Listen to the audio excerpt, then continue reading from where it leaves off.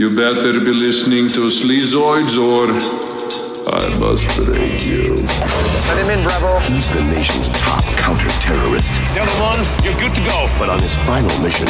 Negative. It's not him. He missed the target. We pride ourselves in hunting only combat veterans, men who have the necessary skills to make our hunts more interesting. The opposition is about to get one last chance. What kind of a name is Chance? My mama took one. Their styles are different, very different. Offense gets the glory. But defense wins the game. A world-class arms dealer. Did you open that? Yeah. With a flair for destruction. I don't know, man. I look at you, I see nothing but trouble. What the hell? I kind of like trouble. Hey everyone, welcome back to another episode of Sleazoids, the podcast where we go down the rabbit hole of 20th century genre fare, from the most influential canon classics to the trashiest exploitation films we can get our hands on, and invite you to tag along in helping us create a canon of sleaze.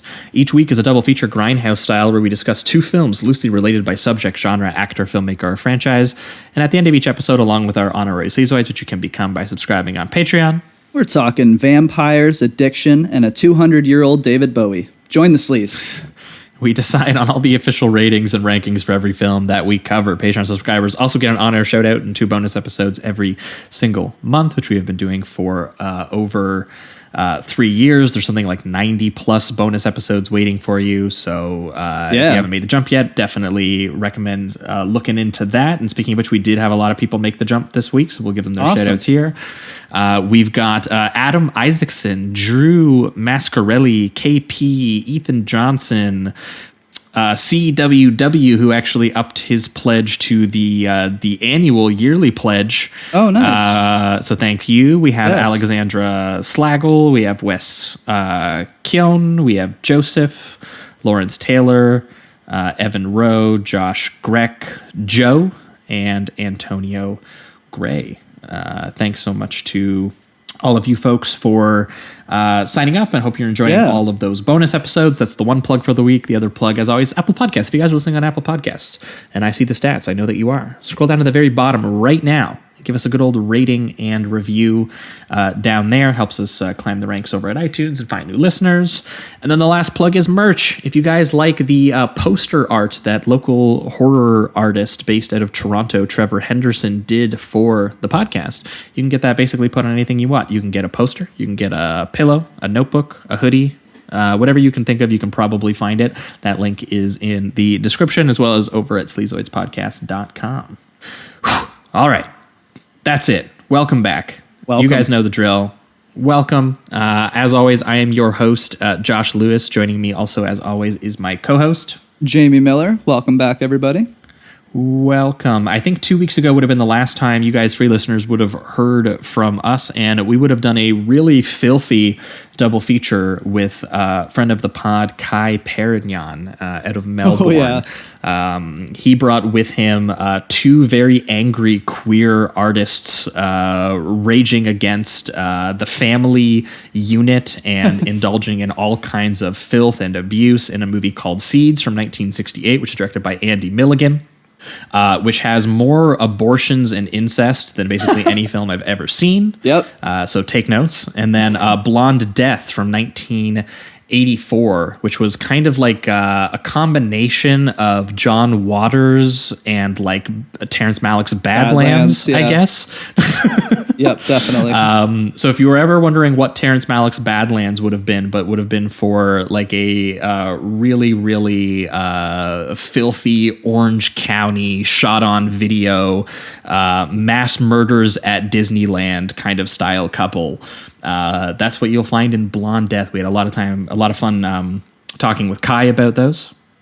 And then last week, for bonus listeners, we did a very special episode on the new, well, not actually on the new, but there is a new M. Night Shyamalan film that is out. And by now, Jamie and I have probably both seen it. And as of the time that you guys are listening to this, we'll probably have a bonus transmission coming up tomorrow where we will be deep diving into our thoughts on that.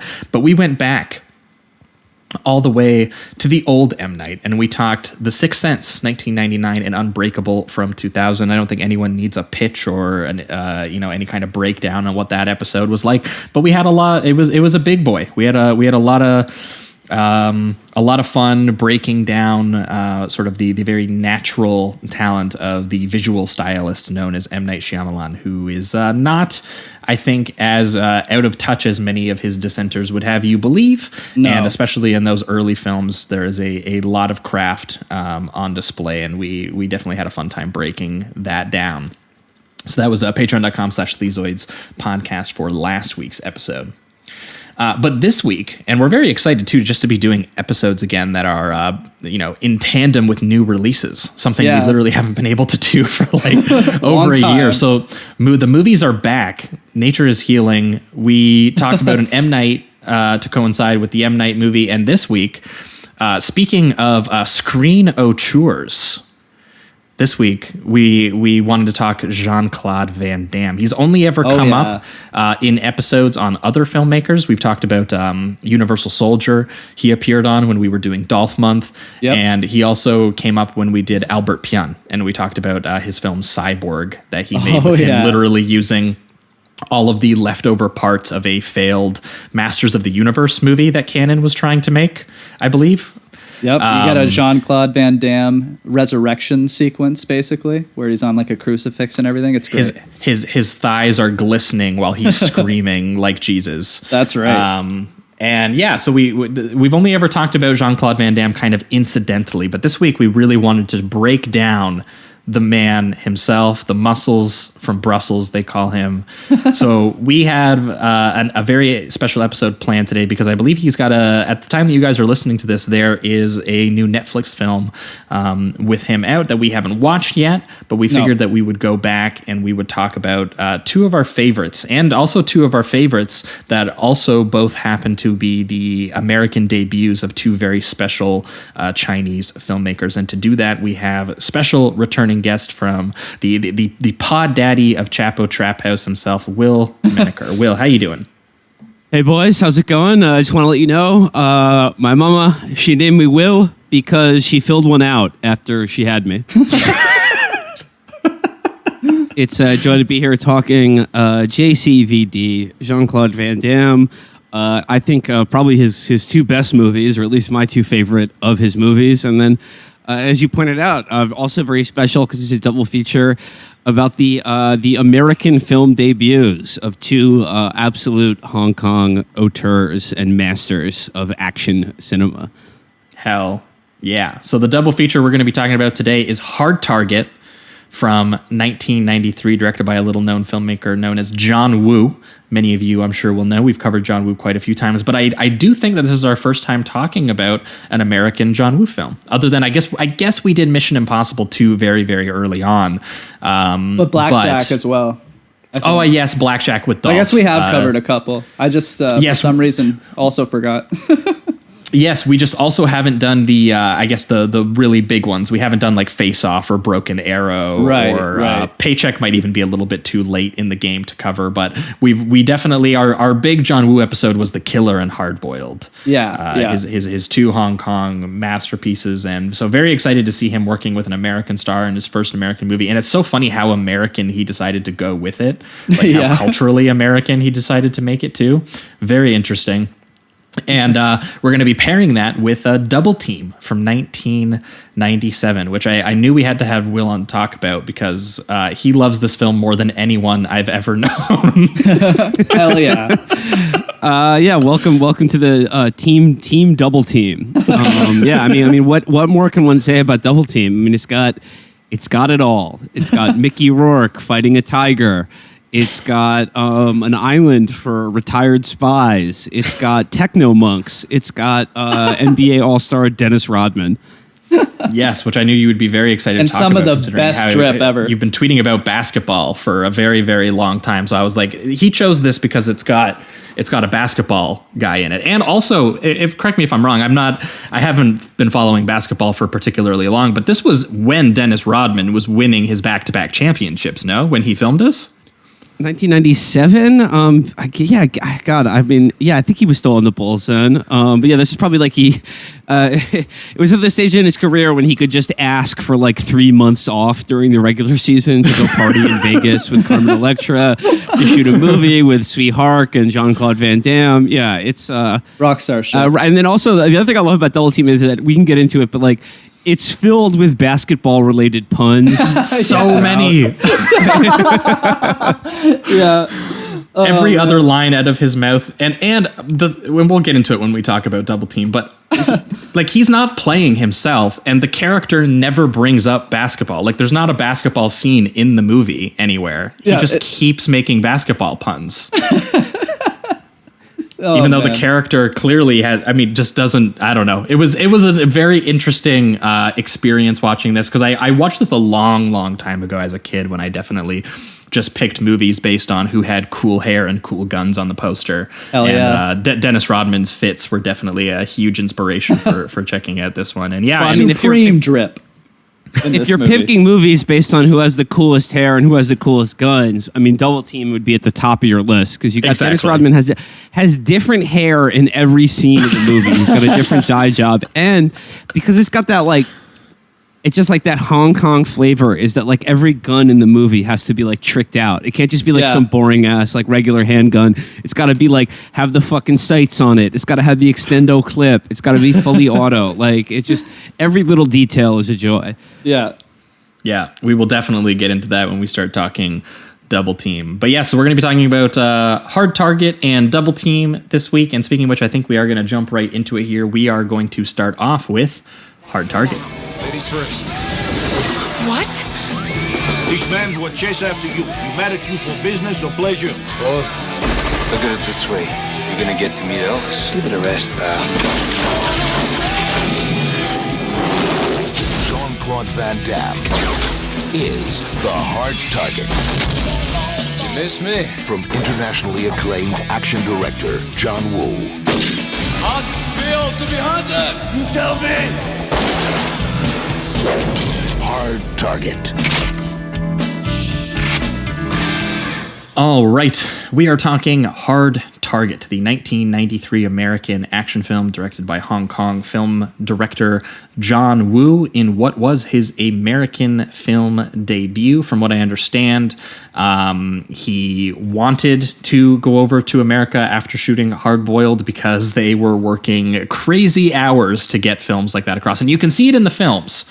But John Woo was definitely getting tired of some of the industry standards, and he looked at Hollywood and he said, you know, I could probably clock in and clock out over there a little bit more. And he came over, and he was offered by Universal a bunch of different scripts that he was able to read through, and he opted for this one. And also, I think at this point too, he turned down Face Off. At this point too, he was already offered Face Off, but he wasn't convinced about the sci-fi elements of it, I guess, yet, and he wanted to kind of stick with something a little bit more simple at the time. God, but obviously, he saw the light. He saw the light on that one, yes. But it's worth noting, too, that when he came over to make this film, Universal was also actually not super confident, because obviously John Woo was coming from Hong Kong and he didn't know English, and they figured that would be a big problem on set. So it's actually reported that Sam Raimi apparently was on set for the majority of this film, just to make sure that he was being communicated with properly and with the translators and everything like that, and that if something went wrong with Woo, he was meant to step in and replace him, I'm pretty sure. Okay. I don't know if you guys clocked this, but like, I mean, obviously, Sam Raimi had to have been on set for this movie because it features a cameo by his brother Ted. Yes, I did notice that. Sam Raimi's movie. He's the guy on the street who's like, I don't have any change, buddy. When like the guy who's getting hunted like hassles him. Yeah. Oh, interesting. And I also read that the studio was concerned because they were like, yeah, this guy doesn't speak English. He's never made a movie in America. And Sam Raimi was like, look, John Woo at 70% is going to do an action movie better than like any American director working at like 110%. So he's like, I'm vouching for him. Like this is going to be real. Yep. Yeah, and I mean, yeah, Raimi was 100% correct, because if there's anything that I'll say about this movie, it's that this movie has a pretty typical American studio action film kind of screenplay, the kind of screenplay that for example, previously was appealing to someone like Andrew Davis, who apparently was someone who was first attached to this and eventually kind of passed over it. But, you know, the guy who made The Fugitive, the guy who made like 3 or 4 Seagal vehicles, including like, I think he did Above the Law and Under Siege and everything like that. There's another universe where this is a Seagal movie, right? Yeah. Where you can see Seagal as like the Cajun homeless man. And also this actually did suffer from an interesting kind of history that is similar to a lot of Seagal films, where it actually was eventually cut by a producer and Van Damme. Because there is apparently a version of this movie that is like, I guess like 2+ hours or something like that, or I guess a 2-hour version, which was the one that Woo preferred. And the studio asked, you know, the producers asked to have a version cut down, and Van Damme basically got to sit in the editing room with the producers, and he basically made it the Van Damme show a little bit. Now, a little bit less so than Seagal did. Apparently, a lot of stuff that was cut was Lance Henriksen. There was a lot more with him in it, apparently, that it was basically almost considered like a co-lead between him and Van Damme. Here's the thing. I could see like you know, if these action stars seem to always have these egos, and the scenes with Henriksen are unbelievably cool. So I could see him like just in there like, he looks too damn good, man. Yeah.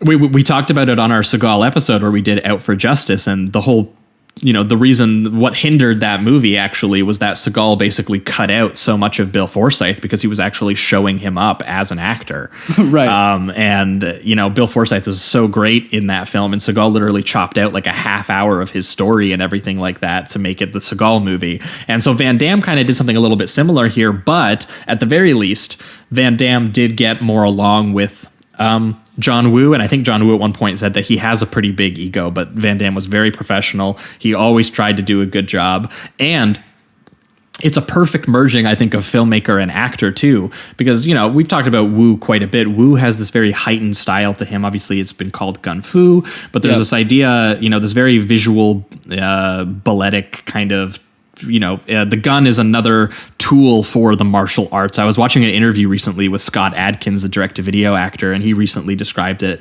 perfectly, I thought, was that, you know, in a sequence in Hard Target where like they're dual wielding and they're shooting each other, it's so close quarters and such a destructive force. It's basically just used as like an extension of their arms, like a fist making a punch. Yeah. That's how it's sort of visually used in the film.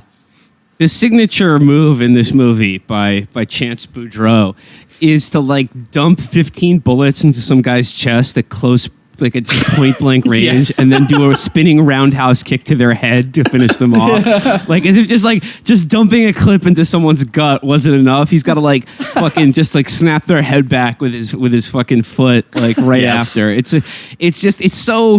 It's so generous, you know, like with Woo's style, which is like to slow things down or show you like the same thing from like 3 different angles. But like when Van Damme, like when he does his signature kicks and he just like kicks dudes in the head in this movie, like it's so satisfying. Like you just see their head just snap back and like every bead of sweat just fly off of it and like just blood shoot out of their mouth. Like it's just the sound of it. Oh, it's great. And it's so hard body, this movie. I love every impact has like a zoom in on the action and then a slow-mo effect that happens. It's every single time he hits anybody. So it's like they're approaching, they're kind of getting up for the punch or the kick, and then as soon as he makes contact, they zoom in, do a big slow-mo, and then the fight continues. And I love one of the major parts that I really liked was when it's the first fight on the street where he's saving the girl.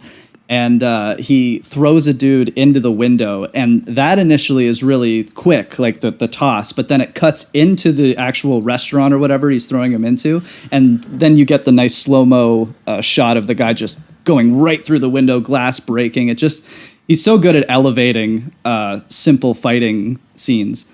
Yeah, that's the thing that really works about this for me, is that like the story itself is very light, and even kind of, in comparison to some of his Hong Kong stuff, like, he was coming off like Bullet in the Head, for example. Right. That movie has so much to say, obviously, about the politics of that situation and the friendship and the violence and the codes of honor. So this is this is kind of a bit emptier of an action exercise. In comparison, there's still obviously some really awesome, detail to this that we'll get into the specifics of. But like, this is definitely a lighter kind of movie in terms of the characterization than I think Woo is typically used for. But the style is nothing but pure refined Woo. He just goes crazy for it, and merging it with Van Damme, who is an actual athletic performer who can match that heightened quality that he has as a filmmaker. From what I read, a lot of the shooting of this movie was Woo getting there, deciding he wanted to do something crazy, and then Van Damme being like, yeah, okay, I'll try it. And then they tried it, and they kept upping the ante basically on every take, being like, and Woo basically was like, loved Van Damme simply because the dude was always game for everything that he asked, and he could do it. Yeah. So, but so this is it. What I like about both these movies, and particularly being like Van Damme being the star for these two like Chinese auteurs making their American debut, and this very fruitful like East meets West collaborations that took place a lot in the 90s, is that like Van Damme is like already weird, he doesn't fit into like America or what we would think of as like action movie stars. He has that very common thing in like sort of 80s and 90s like action movie stars. But what I like about the direction is that the sort of the visual grammar of these movies are like also kind of feels like English in translation, and like you know what I mean? Like it feels different than American directors, and like it just they're like Woo and Hark are just so. Like I said, they're just so fucking generous with like everything they give you. They just throw everything they just throw everything out there. And in Hard Target, man, like you got all the signature Woo touches like played to the hilt. You got guys fucking shit up on dirt bikes. You've got the slow-mo. You've got the doves, obviously. Oh yeah. And lest we not forget the lesser known Woo touch that I don't think people hit on as much, but the homoeroticism. There's plenty of homoeroticism in Hard Target. Well, Van Damme was always someone who played to the camera. We talked about this in Universal Soldier, because directed by Roland Emmerich. I mean, there's entire shots of that of just his ass and his thighs, and just always as wet as possible. There's stories of him like on set, like I think even on Double Team, that there was talk that he would kept telling Troy Hark to essentially like getting closer to his bicep during the workout scenes and stuff like that. He was like, yeah, get that. Yeah, get it. You're like, so Van Damme is so wet in this movie. Like his hair is so mullet, wet in every scene. They're just like, he's got this mullet, and it's like rippled like ramen noodles when you take him out of the package, and it's just he's got this mullet. It's just so wet and sweaty. It's all in New Orleans. It's just I mean, even his like introduction, the way that he shoots him when he's just sitting at the bar, you get this shot from behind him, so you see the wet gelled mullet and everything, and you kind of the camera goes up and pans up, and then you get these Western twang strings. Yeah, right, exactly. You got the exactly, and then he even does close-ups of his face, like his jawline and everything. Like they establish just how cool and good looking this guy is supposed to be. He's got the trench coat. He's got the one hooped earring. Yes, of course. Even when he like walks away from saving that girl, and she just stares in amazement like he's some type of god or something. He just has that slow-mo walk down the street in his trench coat and everything. It's beautiful. Yeah, I mean, the thing I was struck by watching Hard Target this time, it was like you mentioned, like, I mean, it doesn't have like quite as many of like the deeper themes as like John Woo's Hong Kong movies, and like he didn't write the screenplay. He's just picking up kind of like a work for hire job that he made his own. But like nonetheless, like I was struck this time as like. I don't know, I was sort of impressed by like the political message in this movie, and it's like its real focus on kind of the plight of America's urban poor, which in this movie are of course sort of left to be hunted for sport by rich psychos and It's literally most rotting inner dangerous game cities. style. Yeah, and there are full-on gun battles in like the middle of the streets in New Orleans where like people are firing rockets at each other and like nobody notices or cares. There's like a police strike going on, and it's all taking place in this sort of context of like social services being cut and privatized. And then in this movie, like Lance Hendrickson's character and like his whole crew, like he says explicitly, like what they're offering is just a privatization of murder. He's like, we're just allowing the private sector to do what, like, you know, Air Force pilots or cops or fucking, like, you know, military guys do for the government legally. We're just offering that opportunity to the private citizens. sector. Yeah. Yeah. Yeah, it's really, really dark when you think about it. And I read too that Wu he liked that element, but he also especially just loved like the very sort of propulsive structure of the whole thing. Apparently, like he was like when he was reading it, he was like, yeah, this is something just very simple that I could see how I could make this my own, because you know it's very clearly there's a kind of logic to it that his camera can then kind of move through. Like I was struck by in the opening scene, for example, which you're kind of dropped into the middle of this chase that where this Lance Henriksen has offered this man the opportunity to basically just kill this homeless veteran, but you open from the point of view of that man like wandering the old New Orleans Strip, and he's knocking on doors in the rain for help. There's lots of like atmosphere and fear to it, and sudden images of these close-ups of arrows just spinning their weights toward him. He's like darting through these alleys and these like beautiful tracking shots until he's being chased by like motorcyclists, and these ritualistic chants sounds just start coming up. It's like this very you feel like what you're watching is like if you're watching an older film or about an older time period where they're like chasing a man down on like horseback, right? But John Woo has put like an American action context into it. Like Lance Henriksen refers to like the dirt bike guys at one point as his dogs. Like to one of his clients, he's like, "Don't embarrass me in front of my dogs." And he's using these guys on dirt bikes to like harry their quarry, like to harry their game, and like sort of like you push them into the area. It's literally like a peasant being chased out of a castle or something. Yeah, exactly. Yeah. And then, but Wu again throws that in where just incredible on-screen chaos with just explosions and bullets hitting the dirt and shredding just about everything that you can see on screen. And at one point the arrow like pierces him and locks him into the tree, and it's so brutal and has such a good sense of mood to it, especially too when they eventually do get the guy. They put like 3 arrows through his chest, and his body just like floats in the muddy river as I think it's Lance Henriksen asks him, he's just like, was it worth it? And the guy's just like, every penny. Yeah. And also worth noting too, this is where we get introduced to his Henriksen's second in command. I think his name is Arnold Vosloo. Yeah, Arnold Vosloo. Van Cleef. Pick Van Cleef. Yes, I mean, like, what a name. Probably a reference to Lee Van Cleef, but I mean, it absolutely is. He's like some like South African mercenary. He's such a good character in this movie. He's such a good like number 2 heavy. He's so good. Where he's like, you wouldn't want to hurt my feelings. He's just brutal too. He dishes out so much of the crazy violence in this. That shotgun. The last time I'd seen this movie, my god, the last time I'd seen this movie before watching it for today's episode, I was like, I watched it with Felix, and he'd never seen it before, and the scene where he just fucking like sticks a shotgun in that guy's car window and just like point blank blows his head off, and the whole fucking windshield of the car gets blown out. It was like one of the biggest squibs I've ever seen. Felix was levitating. He was like, that's a better scene than anything I've seen in the movies like in the last 15 years. I love too that Wu always elevates all of the movements that these characters do. Like for instance, when he approaches the car, he hits the window with the butt of the shotgun, and then does this cool little like air flip with it to get it back into the car and in the right position so he can point it at him.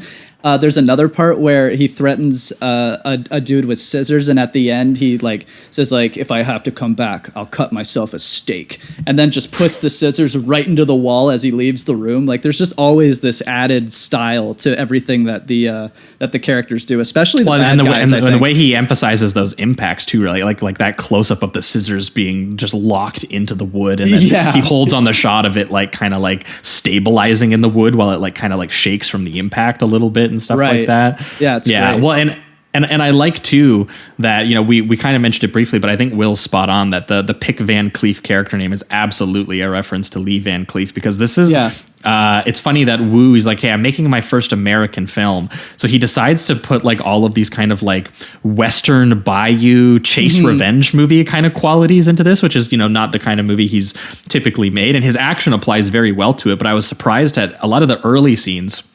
Like, he's telling a modern cowboy story, but the cowboy is a Cajun homeless man, and the people, you know, the sort of outlaws who are, you know, pillaging the townsfolk are like just like these uber rich elite guys who are, you know, just giving money to the highest bidder to kill them. And it's such an interesting flip on that idea. And then the way he visually realizes that is so cool, because in the opening sequence where you're introduced, like obviously he's introduced like this is really cool drifter cowboy type, but for some reason he's still got the Belgian French accent.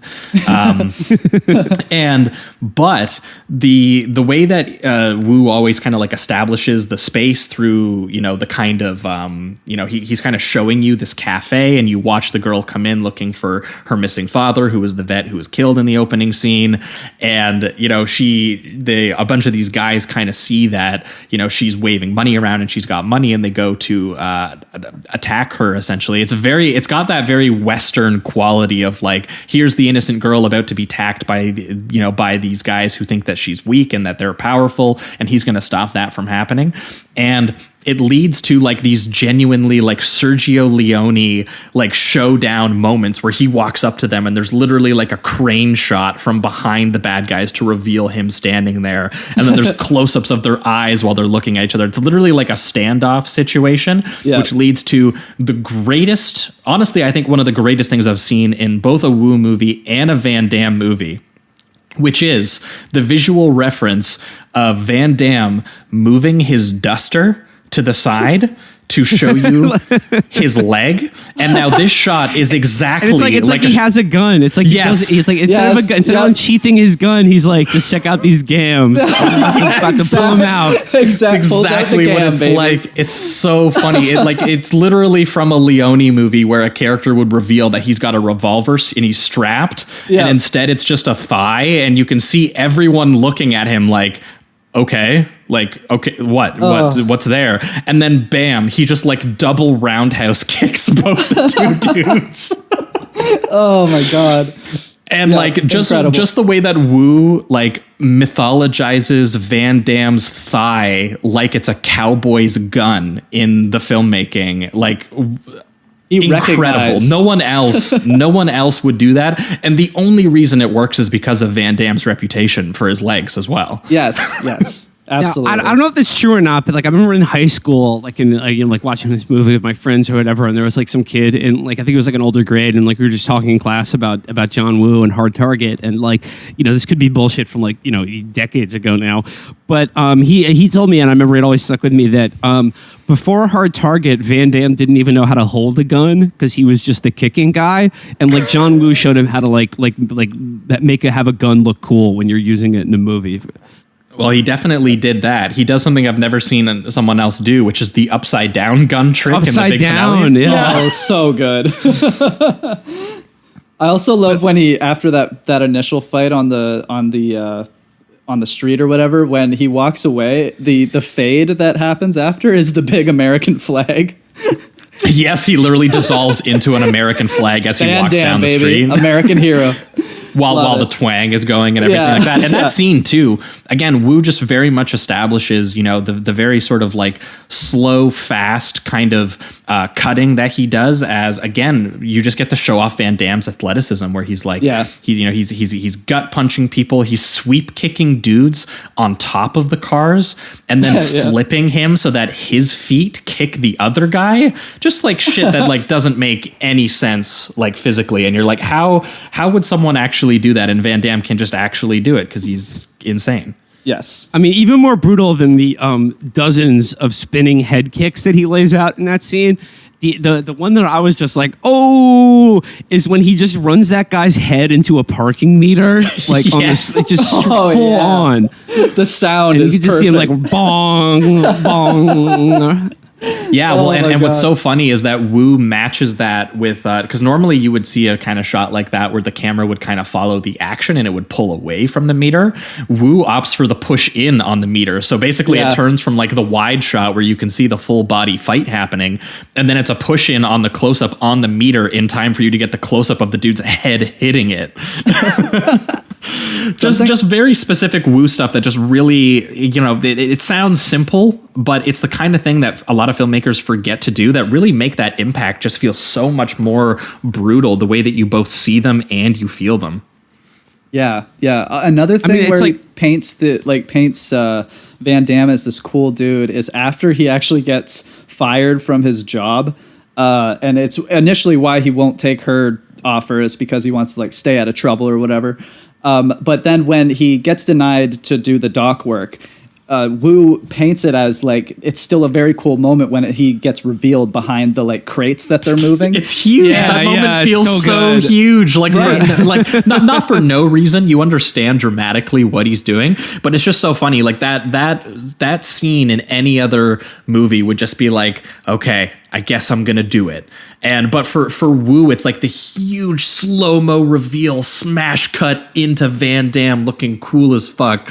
Yeah, like it's and just that moment just feels so much bigger than anyone else would make. Absolutely. And she even like takes her glasses off like she's seeing the dinosaurs in Jurassic Park kind of thing. And like and then he goes up and he's like, "Oh, okay, I'll take the job." Because he just got fired, and it's like not cool at all, but he's still painting it as the coolest guy on earth. And then the best part for me was when she's like, "Okay, well, get in, you can drive," and he's like, "I can't drive, I don't have a license," and it's still painted as like he's being this badass. It's What a endless. badass. It's Yeah. so good, man. He doesn't need to fucking drive rap. anywhere. It's so Yeah, funny. I loved that part. Somehow he's he only- he's only balanced licensed- coolness with complete like lame. Like somebody. He's being only completely licensed. lame. He's only licensed to drive a fan boat in the bayou, but Yeah. no cars for him. But yeah, no, I mean it just brings to mind like what you said, like if the director of The Fugitive was like the one who originally ended up doing this movie, or like if an American director had done it. I mean, I'm sure it would have been like okay, but it wouldn't have been like. It would have been like mostly like just a kind of forgettable like 90s action movie. It would have been fine. You wouldn't But, have had like, that with sequence. It's just with Wu. It's just like with the action that he does is just like I mean, it elevates this movie to high art. Yes, and yes. we can talk about like the most insane, ridiculous like 90s action movie sequence when he's like surfboarding on the dirt bike, firing at the pickup truck, and then like flips over. As the dirt bike collides with the pickup truck, he flips over it And like, rolls over the on the cab, top. and the entire truck rolls and then fires as he like comes back up and then blows up the gas tank on the car and the motorcycle at the same time. It's just, I mean, they don't make them like they used to. No, they do not. used to. Oh No, my. there's a lot of really incredible ridiculousness, both in the action scenes, but I was also surprised in just some of also the detail of the movie as well, and some of the lines and things that they get. I mean, I think Will, you mentioned it right off the top of the episode there, but just lines. Listening to Jean Claude Van Damme have to be like, "Your name's Chance? My mom took one." And it's crazy. I had to write down. I mean, we can get to like when Wilford Brimley shows up doing like the greatest, the most half-assed Cajun accent of all time. But he really looks the part. I mean, Wilford Brimley had like his great one-liner in the movie is like when we first meet him, he's just like muttering to himself, working on his still. And he, takes a little sip of his White Lightning, and he goes, "Oh my!" He goes, "Good whiskey make the jackrabbit slap the bear." And then, like, he gives a drink to Yancey Butler's character, and he goes, "Drink, but don't spill. It killed the grass." It's like, what? I also the dialogue that I was just howling at too was the fact that they never referenced the girl's father as father. They say daddy every single time. So you have like, daddy. Yeah, so you have Van Damme saying like, "I was just trying to find her daddy." Shit like that. It's fucking. I was like, losing she's it. And, like, she, like, her character is, like, finding out that her dad has been, like, homeless and, like, living on the street. And she hasn't, like, she's been trying to contact him, but, like, he's sort of, he's fallen into destitution. And and there's a police strike, so yeah. they're not even going to, like, help her find him, basically. And then, like, in that tender moment, Van Damme is like, I know it's tough for your daddy. It's hard out there on the streets. The daddy thing gets me so hard. So it sounds ridiculous, but honestly, watching the movie, it's so charming. It's so charming. It is. Oh, it absolutely is. It works within the film. It's just to watch Van Damme and really everybody else. Even the officer references her as him as daddy, which I was howling at it. I thought it was so funny. Yeah, so I'm very curious if that was just something that, because obviously I thought it was a translation thing. Well, yeah, but not even just with Wu, also with Van Damme, right? Like Van Damme obviously had to learn English too, and so he's not the most natural line deliverer of American lines either. So having Wu and Van Damme, together, it's very interesting. There's definitely some stuff that gets, I think, lost in communication, but in a way that's very good, very entertaining and very fun, and also. At a certain point, too, you have to wonder how intentional the ridiculousness is, too, because there's even ones that isn't even in lines of dialogue. One of the craziest moments in this film, and I don't know if you guys clocked how crazy this is, because Wu is such a gifted filmmaker. He honestly doesn't make it that crazy, or it doesn't seem that way, I guess. So Van Damme, he finds her daddy's dog tag, and he finds that it has like an arrow piercing through it, which is proof that he's actually been murdered, and that he's going to kind of pursue this like a cowboy or a detective or an American hero, American film hero in that way. He's going to pursue this. He finds out that, her dad was like, this Silver Star, or no, sorry, he's the Silver Star Marine Recon, but so he's kind of connected to the father with his own time in the military. Right. And, they mentioned, obviously, we shouldn't underestimate this guy. He was raised in the bayou by his uncle, and he's fucking crazy. And but the crazy moment while this is happening, because it's really hyping Van Damme up. You're giving you his backstory. Van Damme is looking very stoic. The camera's pushing in on him. He's looking at the dog tag, being like, something is up. Something ominous is here. What happens in this scene? The dove flies into his room, and I was like, okay, this is Wu. Doves just they do that. They come in, they fly in. Whatever. But that's not the crazy part, that there's a dove. The crazy part is that the dove lands on his dog tags, which gives him the vital information that, you should have 2 dog tags. And he's like, so where's this other guy's dog tag? That's when he goes and finds the second one that has the hole in it. But this is him just finding out that he's missing a dog tag, and also that, it's connecting the military and it's personal now. And Van Damme literally goes, yeah.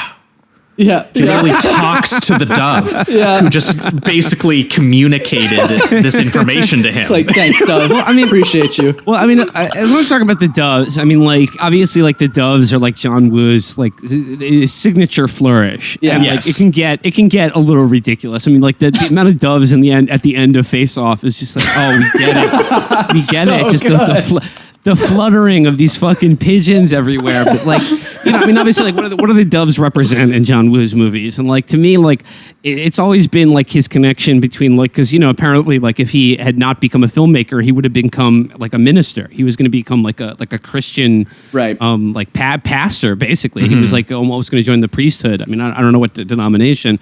But yeah, like, to me, like doves are always a symbol in his movies of this idea of like symbolizing kind of like a Christian, like a grace in a Christian sense, or like the sort of the soul, like this, like the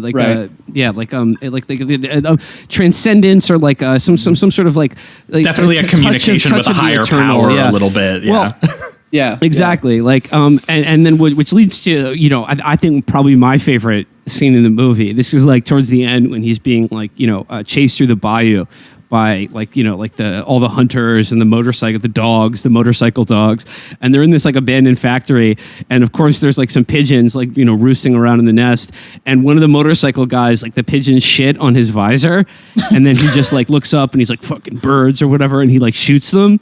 He like kills some doves, which is like in a John Woo movie. Homie, if you kill a dove, oh my god, and then immediately right after that, he kills the sacred dove, and immediately right after that, like Van Damme just appears in front of him, and he's just, I forget what the one-liner is, but like it's so fucking sick. He kicks a gas can like from the ground, kicks it up like directly at the dude's head, and as it's coming towards his face, he just racks a shotgun and shoots it. So like the gas can explodes like right in this guy's face. So he gets like got a head full of like shotgun, like buckshot and like exploding gasoline at the same time. So that's what you get. That's what you get for killing the sacred dove in a John Woo movie. Yeah, the one-liner too, by the way, is "Hey pigeon." Hey pigeon. Oh my god, yeah, it's some of the like the action detail in this obviously gets like really incredible, and I just love too that the performances are basically gauged at like that exact same level. Like we've already talked about Arne Vosloo, but like Lance Henriksen too gets to we got to talk about Lance. Lance gets to really go off in this movie. They let him open up the throttle in this one, and like like when you have one of these movies with like a sort of like a semi-ridiculous to let in star in whether it's Van Damme or Seagal or Stallone or sort of like you got to have the heavy come with that like real character actor energy, and like Lance Henriksen is such a good villain in this movie. And the thing I noticed watching it this time is like the best part about his character is just like as the movie progresses, he just gets angrier and angrier in that like he can't ever really process that like he's losing. Yeah, and like he doesn't believe it until the very end. The very end, where even after a grenade gets shoved down his pants and he's kicked into like a fucking pile of Mardi Gras debris, he still thinks he's gonna win, and he's still just so offended by Van Damme, like fucking with his perfect murder entrepreneurship. Yeah. Well, I love that. So according to Lance Henriksen, he basically accepted the role because he was a big fan of John Woo. And the funniest part about his quote about this was that this is what he said when in talking about John Woo. He said that his earlier films were so creative and so balletic and had this incredible philosophy in them. The violence was only a container for the philosophy. And so that was his reasoning to be like, okay, I gotta work with Woo. He had like the most intellectual reason to do this. And then he said that Woo, when he got on set, basically said that he could go as big and try anything that he wanted as long as he believed that it was coming from a place of wanting to feel power over the more poor and vulnerable. He's like, as long as you stay true to that, you can do whatever you want with this. That's awesome. Well, he nailed it. Yes, and like to me, the scene that stands out in terms of like Lance Henriksen's role in this movie, like, do you guys remember the sequence where it's like a montage that's like sort of grounded by him playing piano in this like beautiful like Louisiana mansion, and it's just like I mean like he's not playing the piano, so you see it, and it's like he's doing the arm movements, but he's like Lance Henriksen is acting like he's playing the piano, but like as he's playing this like very complicated piano arrangement of like classical music, like as you see him like slam the fucking keys and hit the chords, like he's just getting progressively more and more worked up and angry as he's playing this piano. He's like he's like fighting the piano. He's like furiously hitting the keys. And even the piece itself is incredibly like fast paced, and there's so many just scattered notes everywhere. And it's a perfect expression of how his character is, especially because like the room surrounding him is honestly it's just beautiful. Like it's like this big white room with these really expensive looking couches and all that shit. But then here he is just completely angry and unhappy, just destroying his piano. It's great. And obviously the diegetic piano that he's playing actually becomes the score as it cross cuts into a montage of them setting up the next homeless man to kill the Willie Carpenter, who I realized I actually hadn't seen in a movie since he was recently in Brawl in Cell Block 99. He's the other homeless vet who they team up with at a certain point. Oh, really? Okay. Mm-hmm. Oh, no shit.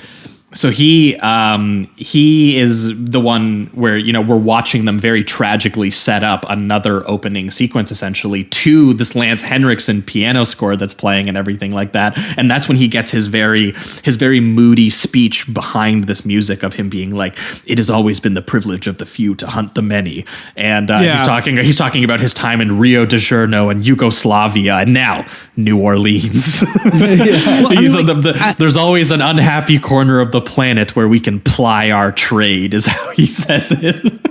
Well, I mean, that fits into what I said earlier about this vision of this hollowed out America where the poor are just left to be hunted by the rich for fun as all sort of social services disappear. Mm-hmm. The police can't help you; they're not interested, and then also this focus on the homeless and homeless veterans is just this feeling like when the what's his name, Willie Carpenter, when he's trying to evade his hunt and he actually kills the guy who's hunting him, because I really like that touch of some rich shithead pays for this fantasy experience, and then when it gets down to it he can't really do it, and Lance Henriksen is Christ, he's why couldn't this guy just gone fishing? Yeah, he tells him to put his safety off too. He's just safety's on, brother.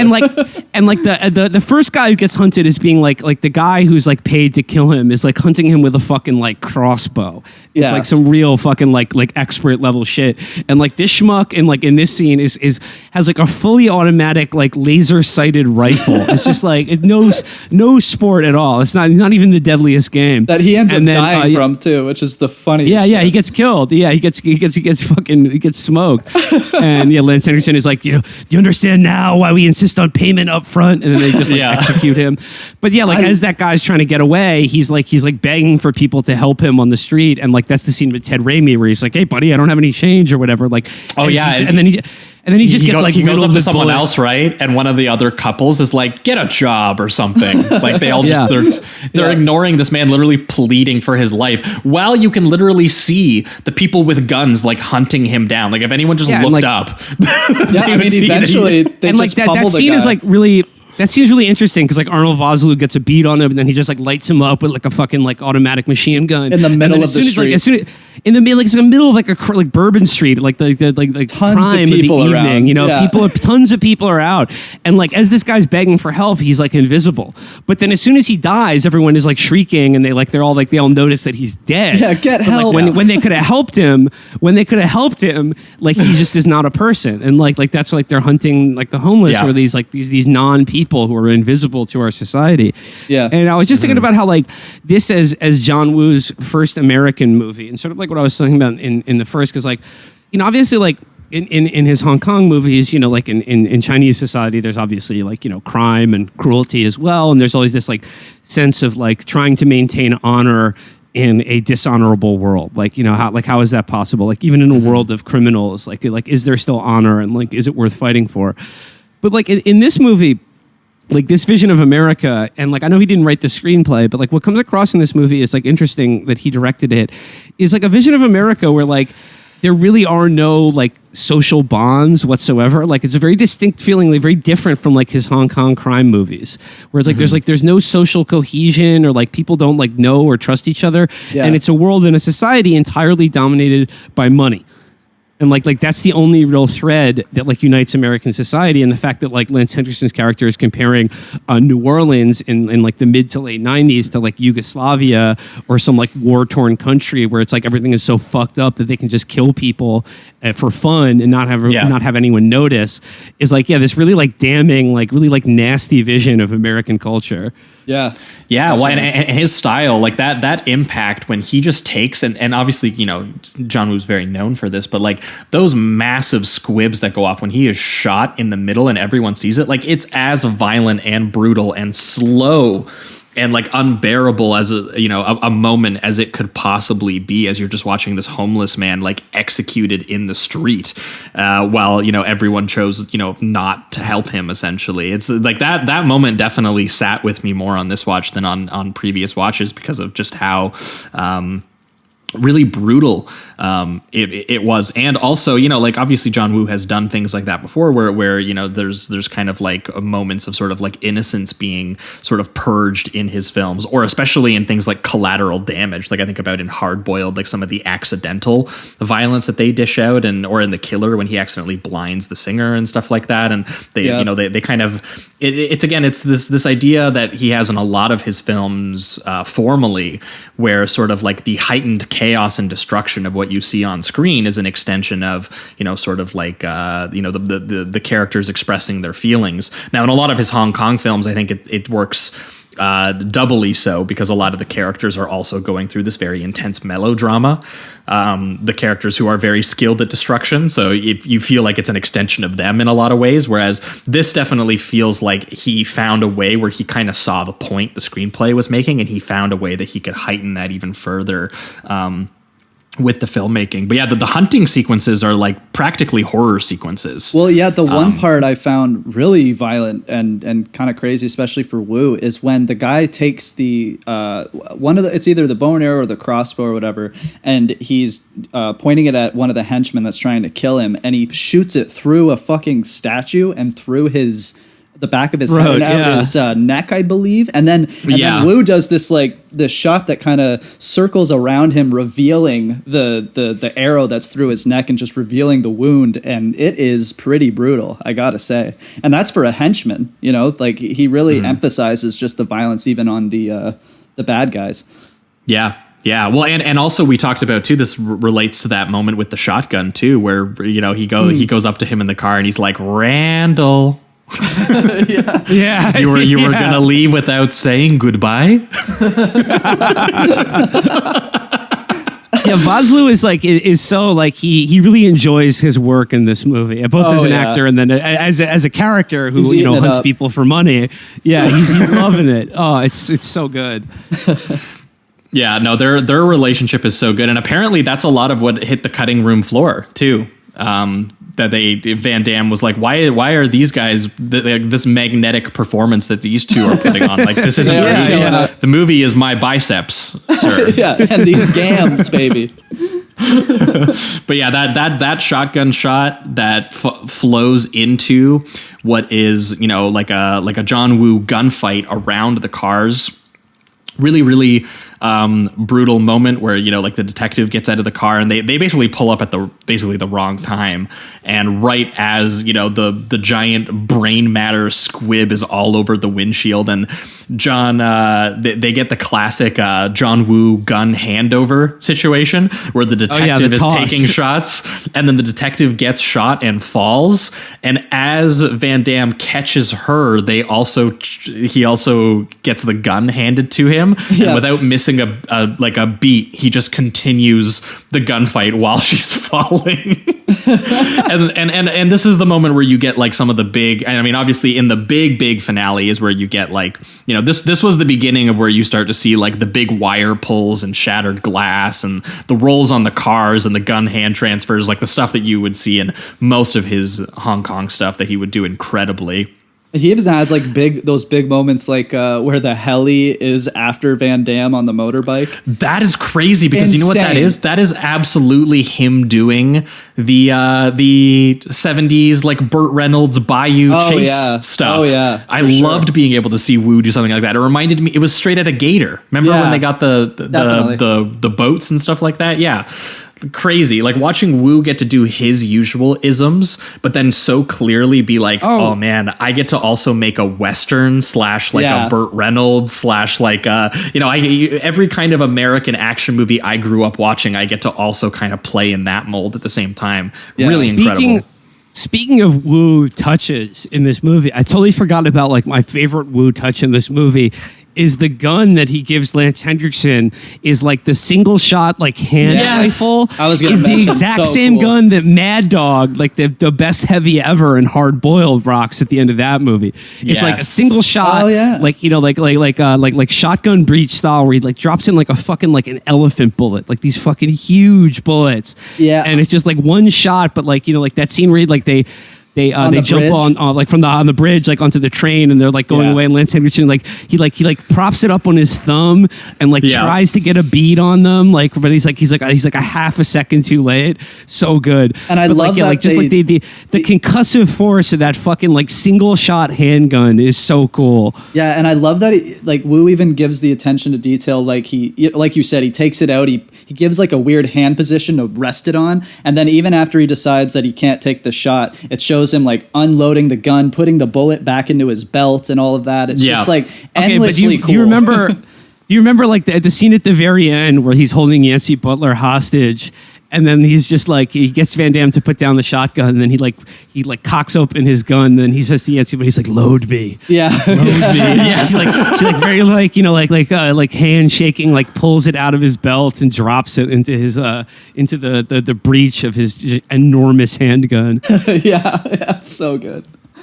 Hell yeah. Yeah. And the one over the bridge, that's right after the bit where he does the stunt where he gets on the dirt bike and flips over the car and explodes them both, right? Which is such an insane fucking stunt. Yeah, it's so ridiculous. Like I can't believe that Van Damme did that stunt. So dangerous. It is. Like that shot of him rolling over the moving van, it was especially dangerous, and it didn't even show like a lot of his face in that shot. So I thought even that might be the one that he was like, we can't do this because we're going to be off of the set for months if I get killed. Yeah, we're gonna break his neck and yeah. Yeah, man, it's a crazy stunt. Absolutely insane. Yeah, that's definitely one of Woo's like crazier ones, and definitely one of Van Damme's crazier ones too. So watching them both do it, and even too, just like Van Damme so stoked to have done it, and just going, yeah, right when he finishes and everything like that too. Yeah, so they're being like officially hunted down at that point, and that leads us to the big final crazy set piece, which is basically. It's essentially a 40-minute long set piece that kind of like changes in form, like probably like 2 or 3 different times. Yeah. Because it starts with him just like, you know, going into the bayou and getting Wilford Brimley, who is speaking again of Burt Reynolds. He's like fucking like doing moonshine and whiskey. And as Will pointed out, he was like, a good whiskey make Jackrabbit slap at the bear or whatever. And I think his name is Uncle Duvey. Yeah, Uncle Duvet. Uncle Duvet, right. And they give him too. They have an amazing shot of him riding the horse that he has from away from the fireball. Iconic, yeah, dude. And he's like, it's just awesome to see this old guy on horseback. He's got the bow and arrow like above his head, and he's just like screaming like a warrior. It's the best shit ever. It's so funny. And the other thing I love about that scene is like. Chance shows up like 10 minutes prior to that, and he like hasn't seen him in years. He's like, "Oh, mon ami, oh, it's so good to see you." And then he's just, he's like, "Yeah, sorry, uncle, we're being hunted for sport right now." And he's like, "Oh, say no more." And then like within 5 minutes, the dude's entire property is like wired to explode. I guess he just had that ready to go. He's like a sort of backwoods survival type. You know, in case the revenue agents pull up on his still, he's just got it wired with dynamite to go up at any moment. He's ready to make moves. He's like, "Oh, are they hunting you for pleasure or for business?" And then he's just like, both. And just the look on his face where he's just like, oh shit. And they get, obviously there's these incredible music and push-ins too, as he hands him the dusty ass shotgun, and there's a close-up of Van Damme just like blowing the dust off of it in the sunlight. There's like this, him and Brimley are literally looking at each other like longingly with like the shared nostalgia for like this violence that they are about to unleash. I love the shotgun scene because he's like, "I still have your old shotgun," and like, yeah, they take it off the shelf. And like the funny thing is, it's like it's a new, like very sleek, like combat shotgun. It's like it's not for hunting deer or anything like that. But it's like all dusty and shit, and he's like blowing cobwebs off it. But like similar to the Doves, man, in John Woo movies, like nobody has ever made the pump action shoddy like a more like an object of like greater power or significance in movies than John Woo. It's like it has a religious significance. It's like it is the rod and staff of justice. And like it's just they're so satisfying just pumping out those shells, just the racking it and just fucking, oh God, just like when someone gets hit with one of those shotgun blasts and they do the wire pull.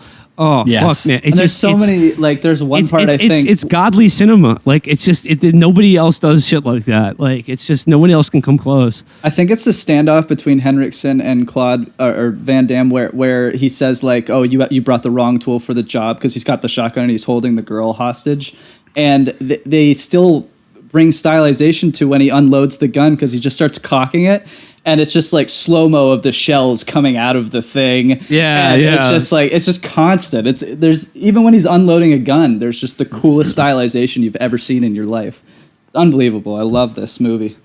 Yeah, yeah. Well, I mean, and even too at this point, like Henriksen has got like a whole team of mercenaries like hunting him down, being including like, one with an awesome shirt. Yeah, they're all paying him for like the greatest, most dangerous game experience of their lives, and we skipped over one of the craziest moments of Van Damme punching the fucking rattlesnake. Oh, of course.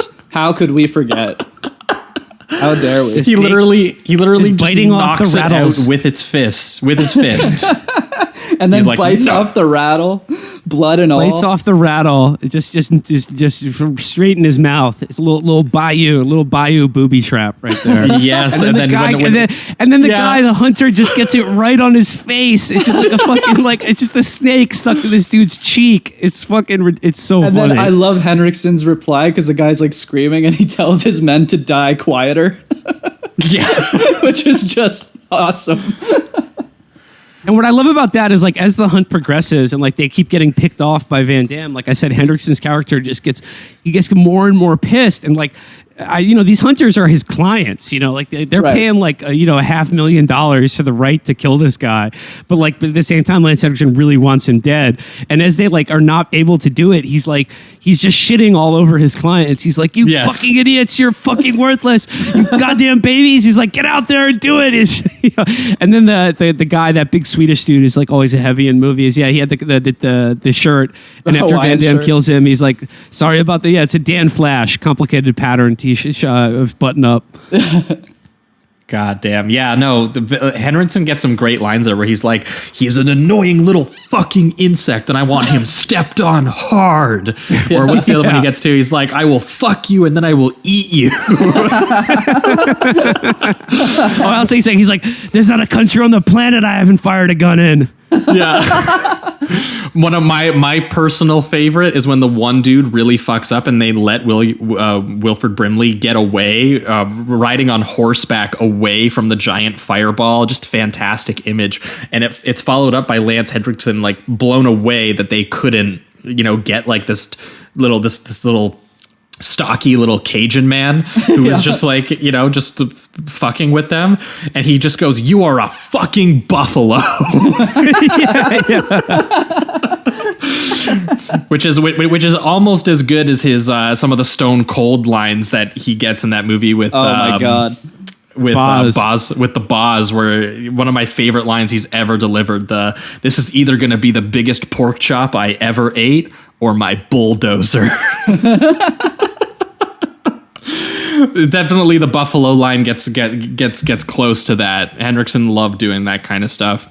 There's something about at this point, it's literally a chase through the bayou with just tons of like over the shoulder machine gun fire and grenade launchers and so many bullets and gun cocking. And they eventually end up at an abandoned factory just filled with Mardi Gras parade stuff. Yeah, like again, it was just I was not sure about that detail, but it definitely was very visually interesting, which might be explanation enough. Yeah, I mean, it makes sense just because I guess they're basing it in New Orleans, so somewhere there would be Mardi Gras floats lying around, I guess. It's just like where Mardi Gras floats go to die. Yeah, exactly. When it's not Mardi Gras season, I mean, like everybody knows they store all the Mardi Gras shit in some fucking abandoned factory in the bayou, in the fucking swamp. Speaking of the floats, I actually almost forgot about this detail, but I really love when Henriksen can't see Van Damme, and Van Damme is kind of talking to him while he's hiding, and so it does all these shots of Henriksen kind of like spinning around and looking at all the individual float heads that are creeping him out a little bit. So he starts shooting them with his gun and just blowing them up. It's that's amazing. Well, and just all the way Van Damme dispatches henchmen in this. I mean, this is obviously where we get one of the greatest moments in the film where he kills a dude and grabs his gun and doesn't have enough time to flip the gun to hold it normally. So he holds it upside down and uses his finger to pull the trigger upside down. And he shoots this dude like 15 times in the chest. Yeah. And then to cap it off, he kicks the cigar out of his mouth. The dude is dead, he's falling already, and Van Damme roundhouse kicks the cigar out of his mouth, which is just, it's so unnecessary. And that's when he apologizes for ruining his shirt, I think, as well. Yeah, and then that's also when he turns around and he shoots more guys who are aiming up at him, but they're popping out like it's like a whack-a-mole carnival situation. And he just keeps shooting them as they pop up. Oh, man. And I love that with Henriksen's character at the very end. Like Will, you were saying how he's just kind of like relentless and gets angrier and angrier, even in the moment where you think like, okay, he's done and he would accept defeat at this point. He doesn't accept it until the very, very end when he realizes the spark still hit the fuse, and he just gives a oop. And then like just explodes. I love that it's like the one part of his acceptance where he's like, all right, I finally made it. I'm here. Here's death. Well, yeah, dude, think about how hard he was still being while he was on fire. Yeah, oh, I know. He's not even screaming. There's a shot of him looking just dead-eyed at Van Damme while he's on fire. It's fucking amazing. He's just slowly taking his on fire jacket off, making sure that while the men are trying to get him. Meanwhile, Van Damme is like doing flips and shit, dodging grenades and flipping between floats, and there's these huge spaghetti western zooms on eyes and things like that while they're doing the combat that they're doing. And yeah, my God, just amazing. What a like really just like crazy finale. I mean, shit, we didn't even get to the part where Van Damme rides in on a giant pelican in the middle of the action scene. The pelican is, of course, on the state flag of Louisiana. It's like yes, a very, very important bird to the bayou. I didn't know that. That's a great detail. That makes it even more important that Van Damme does that while riding in to fuck these guys up and my God. Shoot them in various speeds. And obviously this leads to like the big iconic stuff that everyone knows of, like Van Damme running through like the double glassed area while he's having like the showdown with Arnold, and they're both dual wielding and shooting at each other through the glass, which climaxes in like the big moment which you've seen in like every action movie since, where they go wall to wall in a symmetrical shot with the wall taking up the middle of the frame and reload. The only time you'll ever see a reload in a John Woo movie.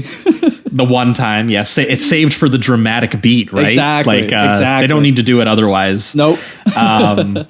Yeah, and then Van Damme, again, like he's like diving through the shattered glass, shooting people point blank in the chest with two guns. There's that bit where he slides underneath and shoots up at Arnold to kill him as Arnold falls onto him, and he holds him up, I believe, with his foot while grabbing the grenade that Arnold was about to throw at him while his body goes limp.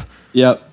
Oh, just crazy action details that like no one else would put in a movie. Yeah, and beat after beat. You can't even break it all down. It would take too long because the opening or the closing set piece is literally like 30-40 minutes long, and it's just nothing but insane detail like that of just like sparks and blood and fog machines and sweat and low angles and speeding up and slowing down. Just crazy. The motorcycle helmet part where he sees the guy that has the cigar in his mouth, his reflection in the helmet, and then that's how he starts to fight. Yeah, there's just a ton of awesome detail in the action sequences.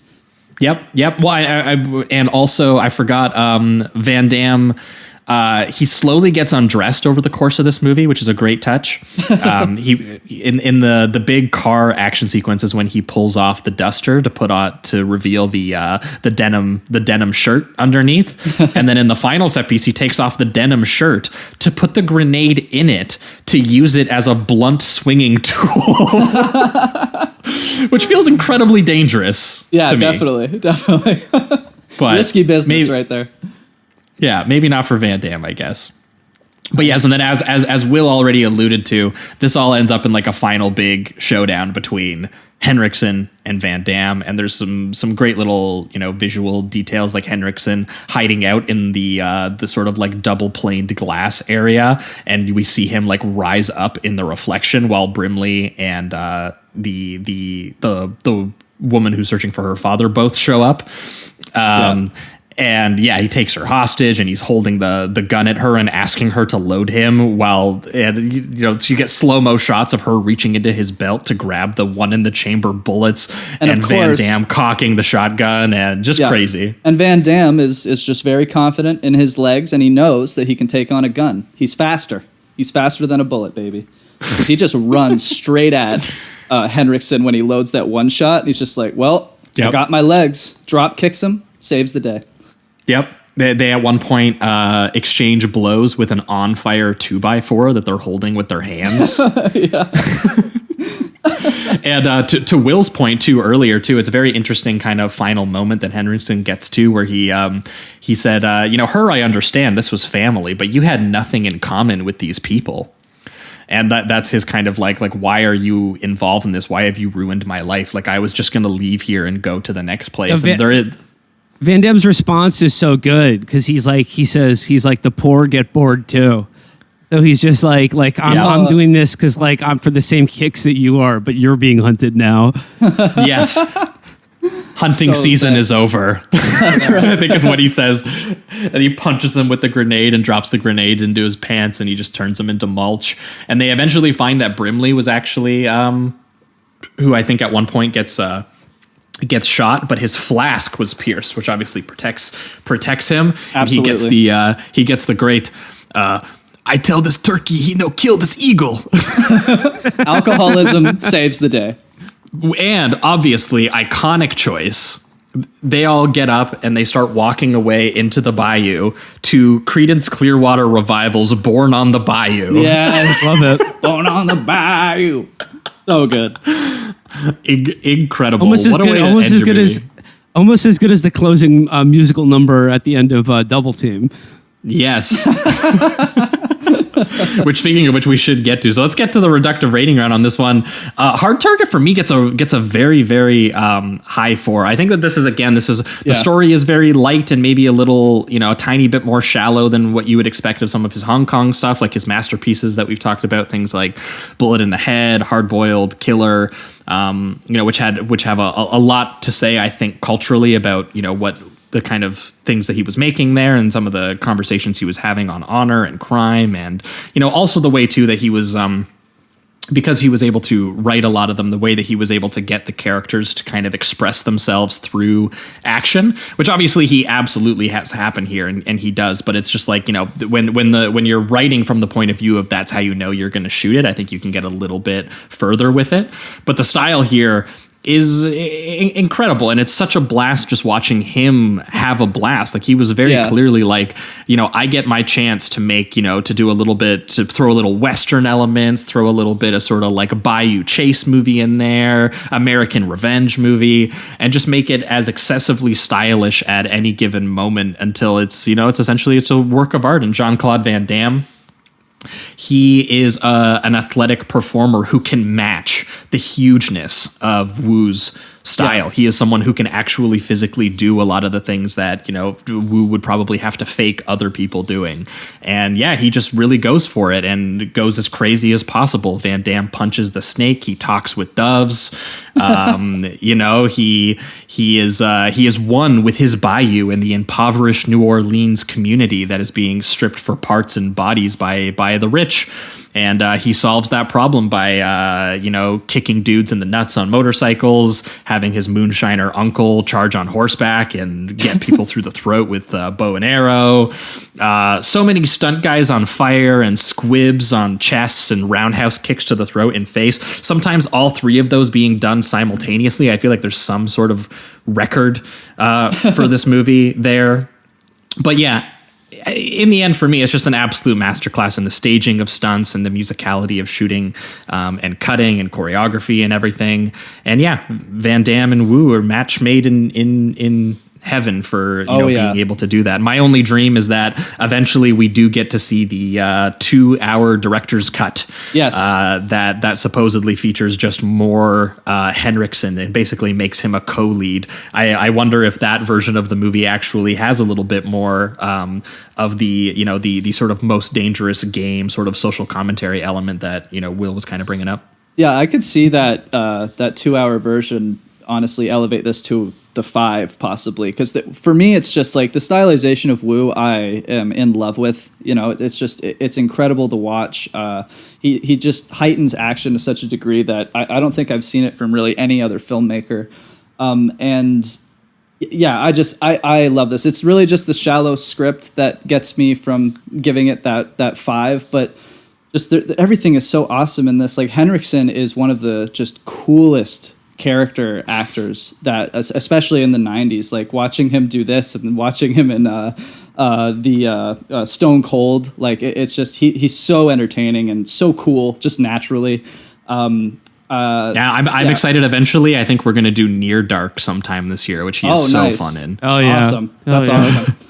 But yeah, I don't have much to add. I love Wu, and this is just Wu all over the place. So this is a 4 out of 5 for me, a really high one. Hell yeah, for you, Will. You know what? I got to go 5 out of 5 at this one. I mean, this is just like this to me, like is the height of like the 90s decade of action movies. This is, I think, John Woo's best American movie. And I gotta say, I pretty much love all of John Woo's American movies, like even some of the shittier ones. But yeah, like this movie is just like the perfect like East meets West synthesis. I adore every moment of it. Yep. No, definitely. I definitely love that. You're watching an Eastern filmmaker, use all of these Western detail and even just obviously in the detail of the script, but also in the imagery. I still think that I don't know that there will be a Van Damme moment that surpasses his thigh being filmed like it's a cowboy revolver in a Leone movie or something. Like that's so unbelievable, insane to me. Yeah, insane. But yeah, I think that'll wrap it up for Hard Target here. We're going to be right back, and we're going to be talking about Double Team. Does your hair change color when you sweat? Bruce, airball. You need practice, man. I'll never miss twice, brother. Jean Claude Van Damme. Dennis Rodman. They don't play by the rules. Sorry. Double Team. Who does your hair? Siegfried or Roy? No hurt jokes today, okay? All right, we are back, and we are talking Double Team, the 1997 American action comedy film directed by Choi Hark, as well as John Woo, in his American directorial debut, starring Jean Claude Van Damme. Jean Claude Van Damme he had the numbers on all the Hong Kong filmmakers, and he wanted to work with them. But Double Team is an insane movie that I don't even know where to actually begin describing. Yeah, it's nuts. I'm going to try and hold us a little bit closer to following the plot on this one, just because it's insane. It's actually kind of like 3 or 4 different movies back to back, and it never stops to breathe for even a second. It's only 90 minutes long. And yeah, I mean, it opens with Jean-Claude Van Damme, who has he's playing a agent Jack Quinn, who is a counter-terrorist agent, who has this arch enemy of this terrorist named Stavros, played by Mickey Rourke. Oh yeah. By the way, I gotta say, like at every moment in this movie where they're just like, Quinn, you've got to come back. It's Stavros. You're the only one who can track Stavros. Stavros is going to sell a nuke to the Iraqis. I was just, of course, thinking about Come Town Stavy the entire time. Yes. Every time they said Stavros. I kept thinking about a large Greek man that Jean-Claude Van Damme had to beat up. But it turns out it was Mickey Rourke, who was in the part of his phase where he was kind of just looking like a little bit like Bruce Willis, but he was very jacked in this movie, and apparently he got very fit and did a lot of action training for this because he knew he actually did want to fight Jean-Claude in the big finale, which he does. But yes, this movie has a very weird tone to it that it's very goofy and funny, like obviously very intentionally, but it's also doing like a little bit of Mission Impossible / Face Off kind of sci-fi spy movie craziness, basically. Yeah. And let's not forget, like a third of the movie is just blatantly ripped off from the Patrick McGowan TV show The Prisoner. I haven't even seen that. I haven't seen that. No. Okay, yeah, no, I mean like the colony, like that section of the movie is just the plot of this cult TV series starring Patrick McGowan called The Prisoner. Okay, I didn't know that. That was definitely the weirdest detour. It's like an island populated by like former secret agents who are like all. Yeah, it's a great show. You should check it out. But I mean, yeah, like that's just lifted. Like just that element of the plot is lifted directly out of The Prisoner, which I thought was great. Yeah, that's interesting. Damn.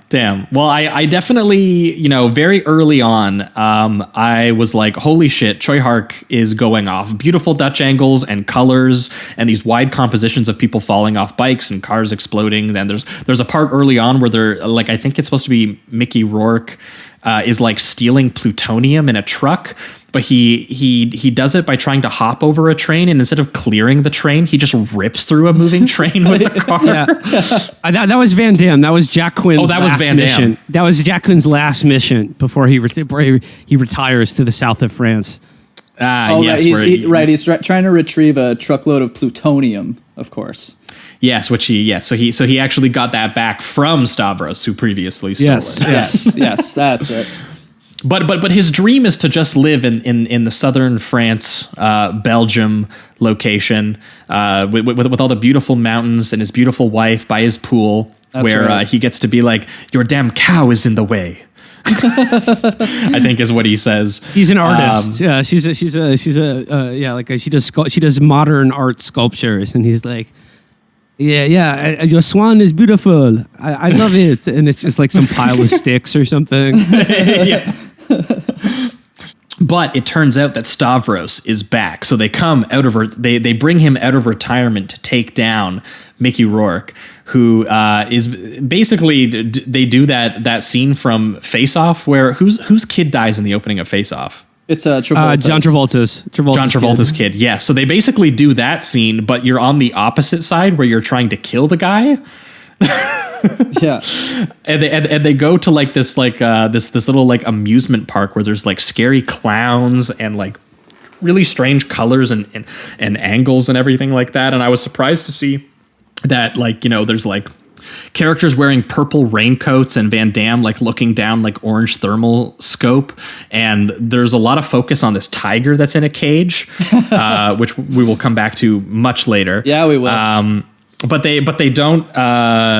I think what happens here is he doesn't take the shot because he doesn't want to harm the kid, and he doesn't want to kill him in front of the kid. Yeah. He feels a moment of empathy for the Stavros character, who is this brutal terrorist, and that moment of empathy is unfounded, unfortunately, because Stavros, despite being at an amusement park with his kid, he's ready to show down within literally 2 seconds of seeing like the tiger spot the sniper scope. And then instantly he's got pistols and grenades and he's throwing them everywhere in front of his kid. Yeah. And half of the people in the amusement park are like walking around wearing masks, and like when shit goes down, they just all pull out machine guns and just start spraying bullets. So you start having shots of people on the rides too that are shooting at Van Damme and shit like that. It's really it's funny. Awesome. But like before that, when he's he's kidding up with like the Delta Force, they're like, "This is Delta One. Forget you ever saw him." And then like he's like, "Which one of you has my dead eye?" And of course he had to.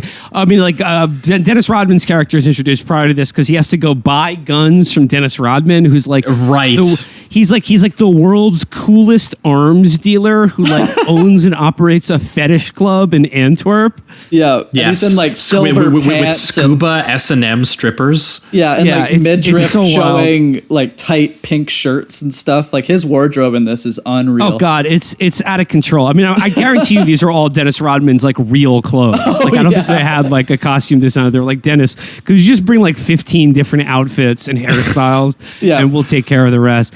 But yeah, like, but right before like the showdown with Mickey Rourke at the amusement park, there's a great Van Damme line of just like top tier screenwriting where like he's briefing the Delta Force on like like we're gonna take Stavros alive, like but you got to be careful. And he goes, he is like a snake. If you look at him in the eyes, he will get you in the back. And it's like, what? I don't. It like doesn't make sense. It's how to say. It's such a funny. It's like such a funny line. It's like if you look at a snake in the eyes, they'll get you in the back. And it's like, okay, Damn. how does that So work? true. So Yeah. true. But like just An old one thing ancient I want- Chinese proverb. Yeah, just one thing I wonder if you guys clocked in the scene where like the shit goes down at the amusement park, and then Van Damme and Mickey Rourke fight in like a maternity ward of a hospital. Is Mickey Rourke is wearing the highest high tops I have ever seen. He has like I did not see that. He's wearing like, go back and check it again. He's wearing like the wildest looking sneakers I have ever seen. Like they're these big like white basketball shoes, but they go up like they're like boots. They like almost go up like half his calf, and like the top half is like just unlaced. It's some pretty serious trip. But the other part I really like is when like Mickey Rourke is like, he's like, let me tell you something, mister. He's like, I killed a lot of people as, an international terrorist. He's like, yeah, I've killed lots of people, but all those bastards deserved it. He's like, but you killed my son, so this is personal to me. And he's like, oh, like killing a kid, buddy, that's the one thing you don't do. And then he kicks like a bassinet, like one of like the maternity ward, like babies, like it's like on wheels. Like he kicks the fucking bed at Van Damme, but like put a grenade, like a fucking grenade with the pin pulled out in the like right next to the baby. Yeah. He's just like, he's really offended that someone would kill his kid, but he's ready to fucking just throw a baby with a grenade at Van Damme in like 2 minutes after that. And that's, I think, when you get, does he grab the baby after he throws the nade, and you get the slow-mo explosion and dive that Van Damme does with the child? I thought he actually was holding the baby. Yeah, I think so. Regardless, it's hilarious and amazing. I'll be honest, the scene was so crazy to me, I couldn't even take notes fast enough, because I was blown away by one. Obviously, he's doing a little bit of a hard-boiled thing where they have the maternity ward in the middle of the action scene and everything like that, which I thought was a cool homage to John Woo. But then also there's some crazy style choices, because we've talked about Choi Hark before, and probably one of the craziest movies we ever talked about on the show was Green Snake. Oh yeah, that movie's so good. It's unbelievable. So good. Yeah, and so his style is different from Woo's in the sense that, Woo, he has a sense of controlled chaos in his frames, and Choi Hark, especially at least in this film, I might need to watch more to get more of a, kind of what he was consistently into. Yeah. But there is so much stylistic experimentation here in ways that Woo wouldn't even think of doing. Like, there's a transition in here where Van Damme is looking over at the babies, and he's obviously concerned about the safety of these babies while he's about to fight Mickey Rourke. And someone opens the blinds, and the blinds open up to reveal all of the babies in there, but it's also a dissolve shot, so the blinds actually open up Van Damme's face. So it's like Van Damme is a picture on these blinds that gets opened to look at the babies. And I've just never seen anything like that before, and I was just like, that is just an odd style choice connecting these two. Yeah. And yeah, that's what, outside of doing like really crazy set pieces, kind of connects what from what Hong Kong was doing with their action films, because obviously there's some similarities in the amount of slow-mo and explosions and destruction and how it's all tangibly rendered by these filmmakers, but there were some interesting ways that Choi Hark was doing stuff differently than Woo, and that definitely extends to some of the eventual action scenes, including one that was guest choreographed by Sammo Hung, and I can guarantee you sweet. by just saying that, you probably know which one it is. But if not, we'll get to it. I mean, it's just like the how kinetic the style in this movie is, and like just the everything but the kitchen sink, like sort of a visual grammar of the movie, but also just like the insane use of color, and just like the way this movie is described to me, and like I think it's like so spot on, is like this is the only movie that really looks and feels like the Jim Lee run on the X-Men in like the 90s. It just has that same. I don't know, like that same sense of color and action and just like hyper reality. Yeah. Yeah, I mean, this movie is definitely hyperactive and energetic in a way that is very unique, and obviously very odd in all of the like writerly detail, because I think like at that point, that's when he ends up on the island, right? The colony, yeah, like It's just like he saves the baby from the grenade, and then he wakes up and he's like in what appears to be like a hotel room in this like nice resort. But no, this is the colony. This is like, it's an island in where they take spies that are too deadly to just like let be out in the world, who are like, you know, like their relatives are told they're dead, but like they've been retired to this island that's like a sort of a government think tank where like all the world's best spies from like all the different international organizations are like have retired here, and they can like hang out by the swimming pool, but then they got to like clock in at like the intelligence think tank observatory once a day, and they have to like use their thumbprint to like scan in every day, or else they'll be killed or something like that. Yeah, it's basically like they take all the James Bonds of the world and they make them like the precogs in Minority Report, essentially. Yeah, they have them clock in and put their hands onto the machine, and they just show them, you know, the acts of terrorism or war, and they have them use their expertise and basically consult to, you know, figure out what's.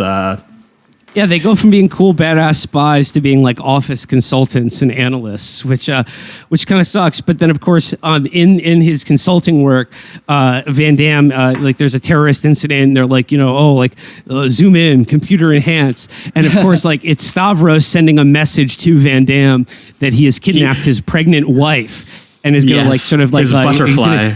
He's gonna even the scales here, you know, and he's like, and like that's when Van Damme's like, oh, I gotta break out of this island. And there's an amazing scene where he like, just an amazing training montage of Van Damme like working out. I was like, how is he going to escape this place using his splits and his thighs? He'll find a way. Oh boy, does he? And like he like works out with items that are only found in his little like bungalow. He's like weightlifting with the bathtub and like just doing all kinds of like stretching and splits. I like his breath control exercise where he waits until a cig burns out, and that's his timer. Yeah, so like he just does this whole like elaborate like thing where he uses like one of those drinking birds to like press his thumbprint that he cut off his finger onto an eraser. Yeah, and he has to escape like underwater lasers, like an old school Bond movie that are like timed or something too. Well, I mean, like one thing I love about this movie, like whether it's just the existence of the colony period or the existence of the underwater lasers or the techno monks, is that like it doesn't explain anything. No, and it just leaves it to the audience to like just decide for themselves. They're like, oh yeah, it's the techno monks. This is the world we live in. Yeah, it's so bizarre. Yeah. The techno monks also watch porn. And he left it open on his browser. He did a Kurt Eichenwald moment, and I was like, "Damn, okay." This was clearly an issue even for these underground guys, and obviously all the location work in this is kind of incredible, just in general. Like this is actually a globe-trotting espionage thing, but it's just so colorful and kind of insane. Because how does Van Damme escape this place? He extracts himself. On some sort of cargo. Yeah, like it's just like they have like every other week they like a cargo plane drops out of the back of it like supplies for the island and picks up with like one of those like hooks like picks up out of the water stuff that they're sending to the out of the world. So Van Damme like dives off a cliff like into the water when the lasers are off at that point. And exactly. He evades the lasers and like gets out of the water before the laser protection grid is turned back on, and like hitches a ride by like being picked up with like it's just like a piece of cargo like by this like military fucking this giant airplane, and it's just sort of whisked away into the air to save his wife. But in order to do so, he has to turn to the one man that he knows will have his back, and that's Dennis Rodman, the dude he met like a couple days ago. Yes, I mean, so funny watching Van Damme do like a cliffhanger level stunt where he's like hanging off the back of the plane and he's asking the dudes nicely if they have parachutes before kicking them out of the plane. Yeah, that was good.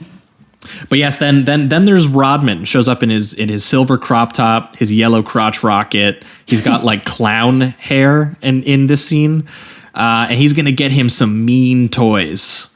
And because he looks at Van Damme and he sees nothing but trouble. But what the hell? He likes trouble, I think is what he says. and we get a lot of like the ongoing like back and forth like basketball jokes between them, and it's like even though it's like they like parachute in a basketball. Yeah, never really references. Yeah, there's some big like but like when he's buying guns with him, Van Damme goes, offense wins games, and then of course Rodman looks at him and goes, yeah, but defense wins championships, and you're like, oh, I know that. He's NBA Defensive Player of the Year 5 years running. He's like the greatest defensive player of all time. The best defense is a great offense. It's unbelievable. Yeah. That's like a motivating line in this film. It's hilarious. Well, yeah, there's one part too where they use Dennis Rodman's actual size in the filmmaking, and there's a part where like he's dodging a dude trying to shoot him on the other side of a car, yes, and he literally reaches over the top of the car and picks him up and throws the dude, and then he says something along the lines of like that's a 5-pointer. Yeah, that's something I did like. Rodman is obviously not the best performer by any means, but he's just such a big dude. So when you do see him in these action sequences, I think they utilized him pretty well. Because most of the time he's just kind of like throwing himself at these people or just tossing them into glass or tossing them into the wall or whatever. He's just really using his size and power. So those scenes really work for Rodman, I think. Whereas, I was going to say too, for being filmed in action scenes that are filmed as wide as Hong Kong filmmakers too, he doesn't embarrass himself at all. No, there's a scene in the Coliseum where he fights like 3 dudes at once, and like he's a little lanky and awkward with some of the choreography, a little bit, but like he's throwing those kicks and punches and stuff like well, and and he's flipping people, and he's having fun. I can tell. Yeah, what does Van Damme call him? A giant carrot with earrings? Yeah, I think is what I think so. Because there's also that part where he gets in the one car that they go in France, and he has to like stick his head through the roof in order to drive it, like he's driving like a mini car. He's driving like a little tiny guy. Oh, I don't think we would have thought of it, but that one part where and it's for like 5 seconds, but they get into disguises. And Van Damme is dressed as like this like Afro frilly haired rock star guy. Yeah, that was so funny. So funny, man. He's got dreads and a nose ring and like little sunglasses. It's awesome. That reveal shot of them just sitting together in their disguises, I laughed so hard. I thought that was so funny. Yeah, and like Rodman's disguise is just wearing a suit. Yeah, like he's just being dressed like a normal guy. Yeah. Yeah, well, and that's the big set piece where like he ominously received like a picture of the sonogram of his son or whatever, because he's kidnapped his pregnant wife, and I'm not 100% clear exactly. Is he saying that I'm going to kill you and your wife and raise your son, or is he threatening the son? I couldn't exactly remember what it was that Mickey Rourke was like. I think he's going to steal his son, because like he lost his son, but so he wants his son to play with ponies or whatever. That was like there Mickey Rourke on. He's like, my boy, there's nothing he loved more than riding his little pony. He's like, he goes, that pony's going to miss him.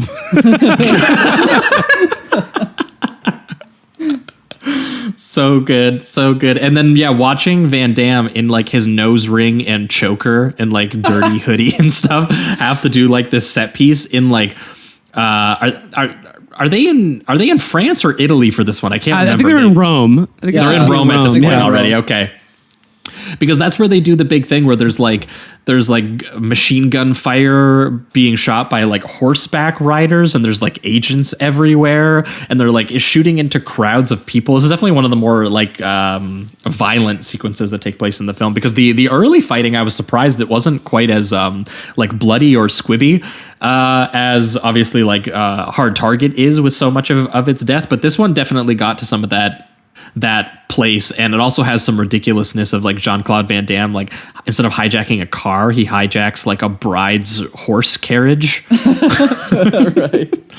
And obviously Rodman is throwing dudes over cars and talking about 5-pointers. One dude comes up to him he starts firing a machine gun through his briefcase all the way up like a spiral staircase. And this is the one sequence, by the way, that is co-choreographed by Sammo Hung, the legendary action director and actor. who worked a lot with Jackie Chan, the set piece in the hotel where the they're guy like is flipping like, chairs at each other, and there's the one dude who kicks his shoes off at him, and then wields a switchblade like in his toes. Yes, crazy. It's yeah, definitely like yeah. the most insane Hong Kong action set piece that's actually in the film is this one fight with this dude. And that's how you can tell it's absolutely Sammo Hung's touch of like, what if a dude, he's wearing shoes, right? And then he kicks the shoes at a guy as a weapon. And then with his toes, he activates the switchblade. Yeah, I also just love the thought that they got another dude who uses kicks as his primary weapon to go against Van Damme. Just a great touch.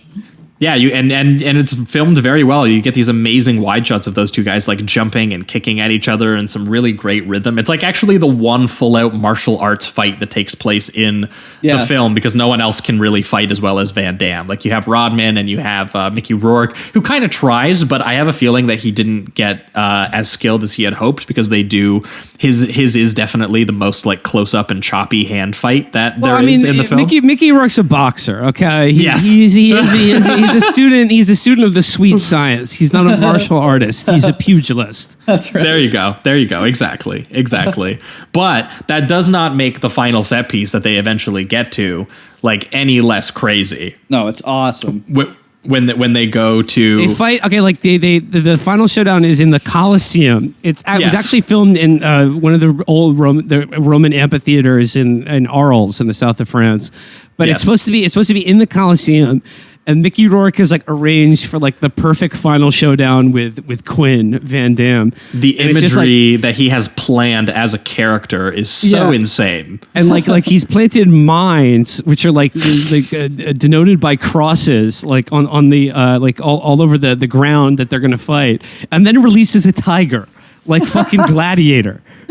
So like he has to fight a tiger and avoid landmines at the same time. And the tiger and then you have the becomes a baby huge in thing. like the little carriage in the middle of the Colosseum. And then the baby, you have to get to the baby by going through the tiger minefield. And I love how Mickey Rourke, by the way, for no reason, is just shirtless in this scene. And yoked. I mean, because like I think he just requested like he's like, look, I got really diesel for this movie. Like I would just like I want a nice long sequence of just me shirtless in the big climax in the movie. Yeah, but it's so funny when Van Damme shows up at that Coliseum and it's just Mickey Rourke shirtless, sweating, by himself. Like, okay, waiting. There's a baby in the middle of this Coliseum minefield and a tiger. Go. And like that's how that scene starts. There like is something, it just hits you out of nowhere. There is something really funny about him already having his shirt off. I will say, like yes, he's just hanging. It's already out. started. He doesn't take it off because he means business. It's already off before he gets there. Already off, ready to go. So that was really funny. I also think that like I thought the tiger thing was going to be something they dealt with pretty quickly. Obviously, it'd be awesome because it's a tiger, but you do get the like kick in the face. Like Van Damme kicks that tiger right in the face, which is hilarious. But then it actually becomes something of a threat throughout this entire scene. Like I think it ends up chasing. Is it Rodman or Van Damme that the tiger ends up chasing? It chases Rodman. Okay, right. And then eventually they get to a point where they blow up like a bridge, and the tiger actually falls onto the next section, which is where Van Damme or a guard is. It kills a henchman when it falls. Yes. Yeah. So the tiger becomes quite the thing in this scene. Yeah. And then we get, possibly like one of my favorite like death sequences in a movie for like a villain is that like at the end, like Mickey Rourke he stitched himself up by making too complicated a, final showdown set piece. Yes. He forgot about his own set layout. He steps on one of the landmines, which, like it won't go off unless you step off of it or like bounce up and blow you up. Right. So like he's shirtless. He's realized he steps on a landmine and the tiger is coming straight at him, and you get this like amazing close up of him just like lip quivering, crying right before a tiger pounces on him and a landmine goes off at the same time. It's like it's like back to Wu. It's like these Hong Kong guys. It's never just one thing. Like that's what I mean. Like the generosity of their spirit in the action genre is that like no, like I'm gonna kill a guy like 3 ways. He's gotta at the exact really same die. time. Like really die. Oh my god! And I also love that and that's the climax to a set piece where like Dennis Rodman rides around the Roman Colosseum on a dirt bike, and he like takes kicks at the tiger while he's doing that. Yep. And there's like a crazy guitar solo going while Van Damme and Rourke are like duking it out. And also he tells Rodman to take care of his son. He's like, "You take care of my son. I take care of Stavros." Even though the scene before was like him being reunited with his wife who thought he was dead and yelling at her, "Where's my son?" Even though she's very clearly just given birth and just been like tortured and held there. And he's like, "Where's my son?" Just like really crazy nonstop kind of action stuff like this. Like it's so crazy. I also love that they show Van Damme's skill once again with the control of his feet and legs, because he steps on the mine, but he has enough control to lightly do it and then lightly brush his foot off, and then that is also Mickey's undoing, I believe, because he actually steps on the mine. But I just love that too. They add a little extra flair to Van Damme dealing with the landmines. They also add a little extra flair when they actually escape the Colosseum, and they only survive because the only thing stronger than the Roman Colosseum, which has stood for many, many hundreds or thousands of years, it's a Coke machine. Which is apparently the first recorded use of a Coke machine as product placement in a film. It's that Indiana Jones crystal skull logic right there. Yes. Well, no, it's funny you bring up Indiana Jones, because I don't know if you guys clocked this, but like we didn't really talk about this character, but like the sort of the head of the colony who then leaves the colony to track down Jean Claude Van Damme, and then they team up at the end to take down Stavros. That guy is played by the actor who portrayed Belloc in Raiders of the Lost Ark. Oh, cool. I didn't clock that. That's cool. Yeah. Well, yeah, and he comes back at the end and is like, you got to come with me. But then, is it Rodman throws like a smoke grenade down, which gives Van Damme enough time to get away? Yeah. and then like Rodman's there, and then it's like him and Belloc. They just sort of look at each other and smile. They're like, "Oh, that's Jack Quinn."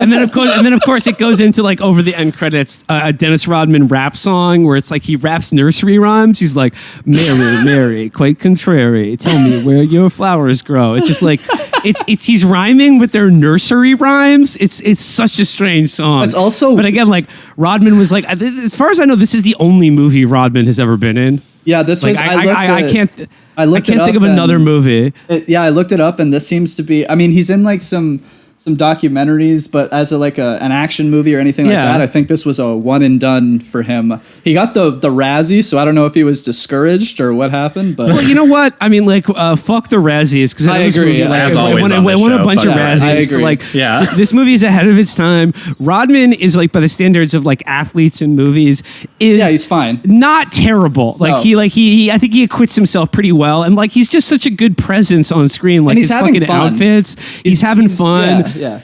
And like, if you're going to choose to be like, your one foray into like acting and like an action movie, it's kind of a goofy movie, but he chose to work with Choi Hark, who's like a fucking a genius, like an auteur artist.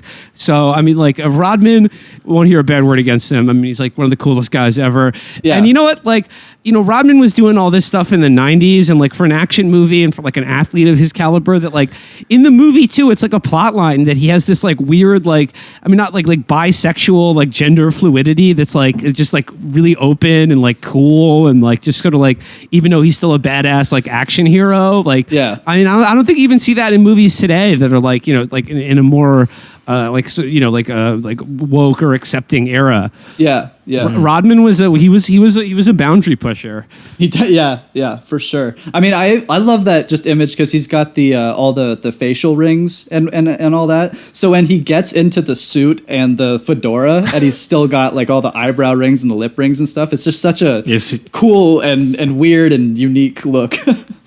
Definitely. And I also, just to end your movie on Dennis Rodman in front of the burning Coliseum, that's something else right there on its own. So, fun movie. Dropping a smoke grenade so that Van Damme can make a quick escape like a Looney Tunes character. Yes. Fun movie. Yeah.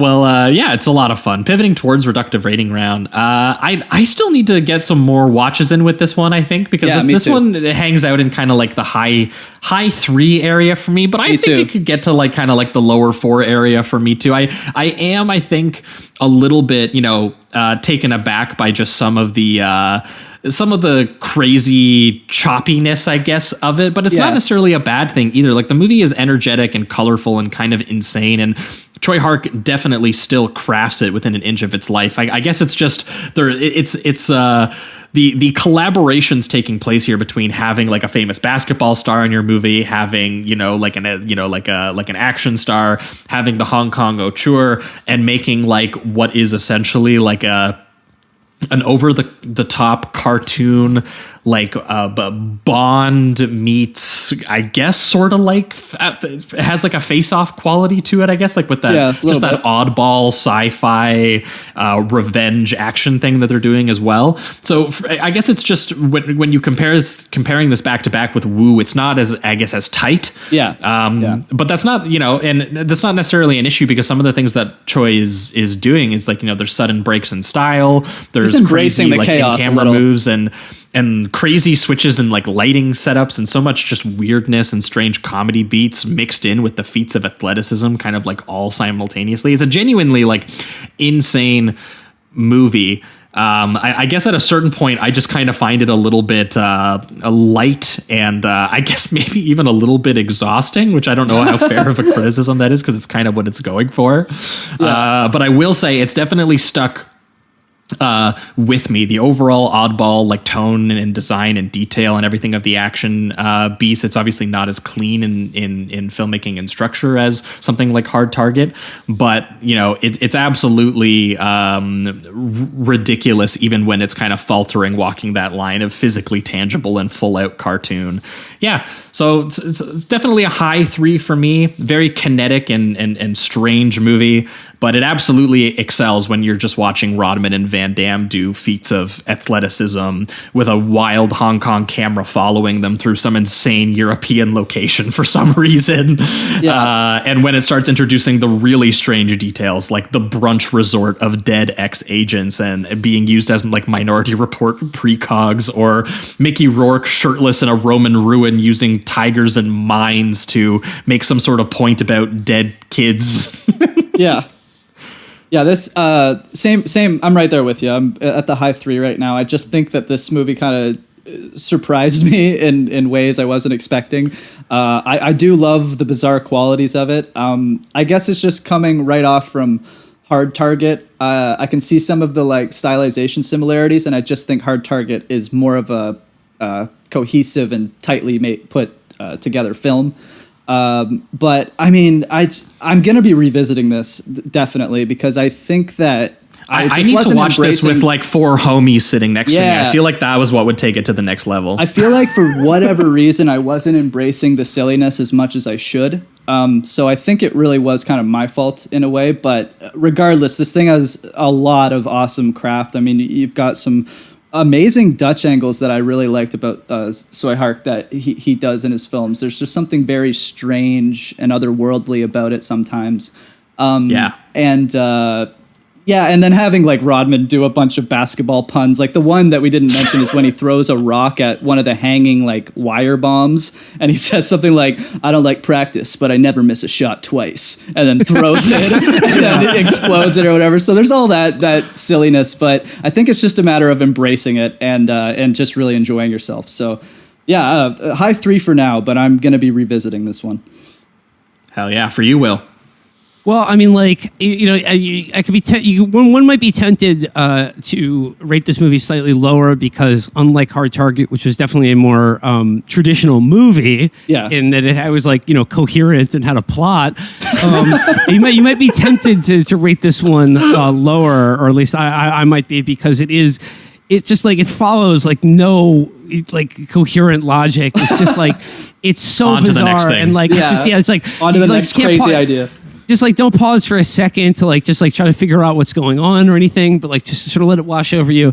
But come on, this has got Mickey Rourke fighting a tiger in a Sweetheart movie. This is a 5 out of 5 for me. This is a banger. Yes. For whatever reason, love it. this movie is just one of my all-time favorites. Like, it's just, I fucking love this movie. It's like, it has like, no one can copy the style in this movie. Like, it's just, it's so fucking off the wall. Like, it's just everything in this movie, and I love it. It's fantastic. Yeah, this really could not be remade.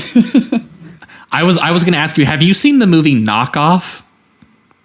Oh my God, yeah. I was just going to say we could recommend like a Knockoff. It'd be like the perfect follow-up to this is Cheat Okay, because I haven't oh seen my it God, yet, dude, but I've been it's so meaning good. to. It's so Okay. I mean, it's definitely more of like a plot. Like it's more of a traditional movie than Double Team is. But it's like it's Van Damme and Rob Schneider are like Americans who are running a denim company in Hong Kong and get involved in like a smuggling ring with the CIA. Yeah, he's selling knockoff jeans. That's where the titles comes from, right? Yeah. And like, Knockoff is so funny. There's just like that like really high key, like just kinetic camera work by Hark. I highly recommend Knockoff. It is an extremely fun movie. Sounds incredible. Yeah. Also to see Rob Schneider with like when we do Troy Hark, we're definitely either going to do The Blade or we're going to do Knockoff next, because I haven't seen either, but I've been wanting to knock them off my list. That's awesome. Rob Schneider too. That's going to be. I can't wait. And Paul Sorvino is a CIA agent. Awesome. Oh my God.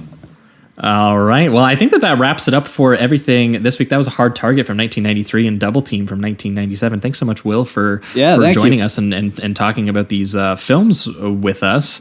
If you've got anything to plug while you're here, this is where we have you do that. What's going on in Chapo world?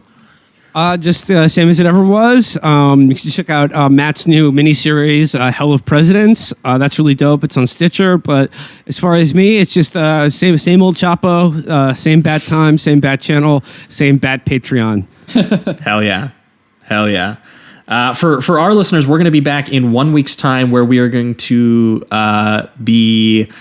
where are we here? We're going to be on the bonus side. So for all the Patreon listeners, we're going to be over there doing an episode on vampirism as addiction in both Tony Scott's The Hunger from 1983 and Abel Ferrara's The Addiction from 1995, I believe. So both filmmakers are taking very different stylistic stabs at the idea of eternal life and violence and a lust for blood that you can't quench. We're going to have a lot of fun talking about that next week. And then the week after, we're going to be back with a special guest because of the episode on the addiction. I've been finally motivated to place this episode in. Finally, we're going to have a special guest, and we're going to be talking about Abel Ferrara's King of New York. Oh, yeah. From 1990. Hell yes. And we're going to be pairing that with excited. Abel Ferrara's The Funeral from 1996, both gangster films with Christopher Walken. Hell That's yeah. what you can expect in 2 weeks' time. But that being said, I think that wraps it up for everything this week. Thanks so much for listening, and keep it sleazy. Keep it sleazy.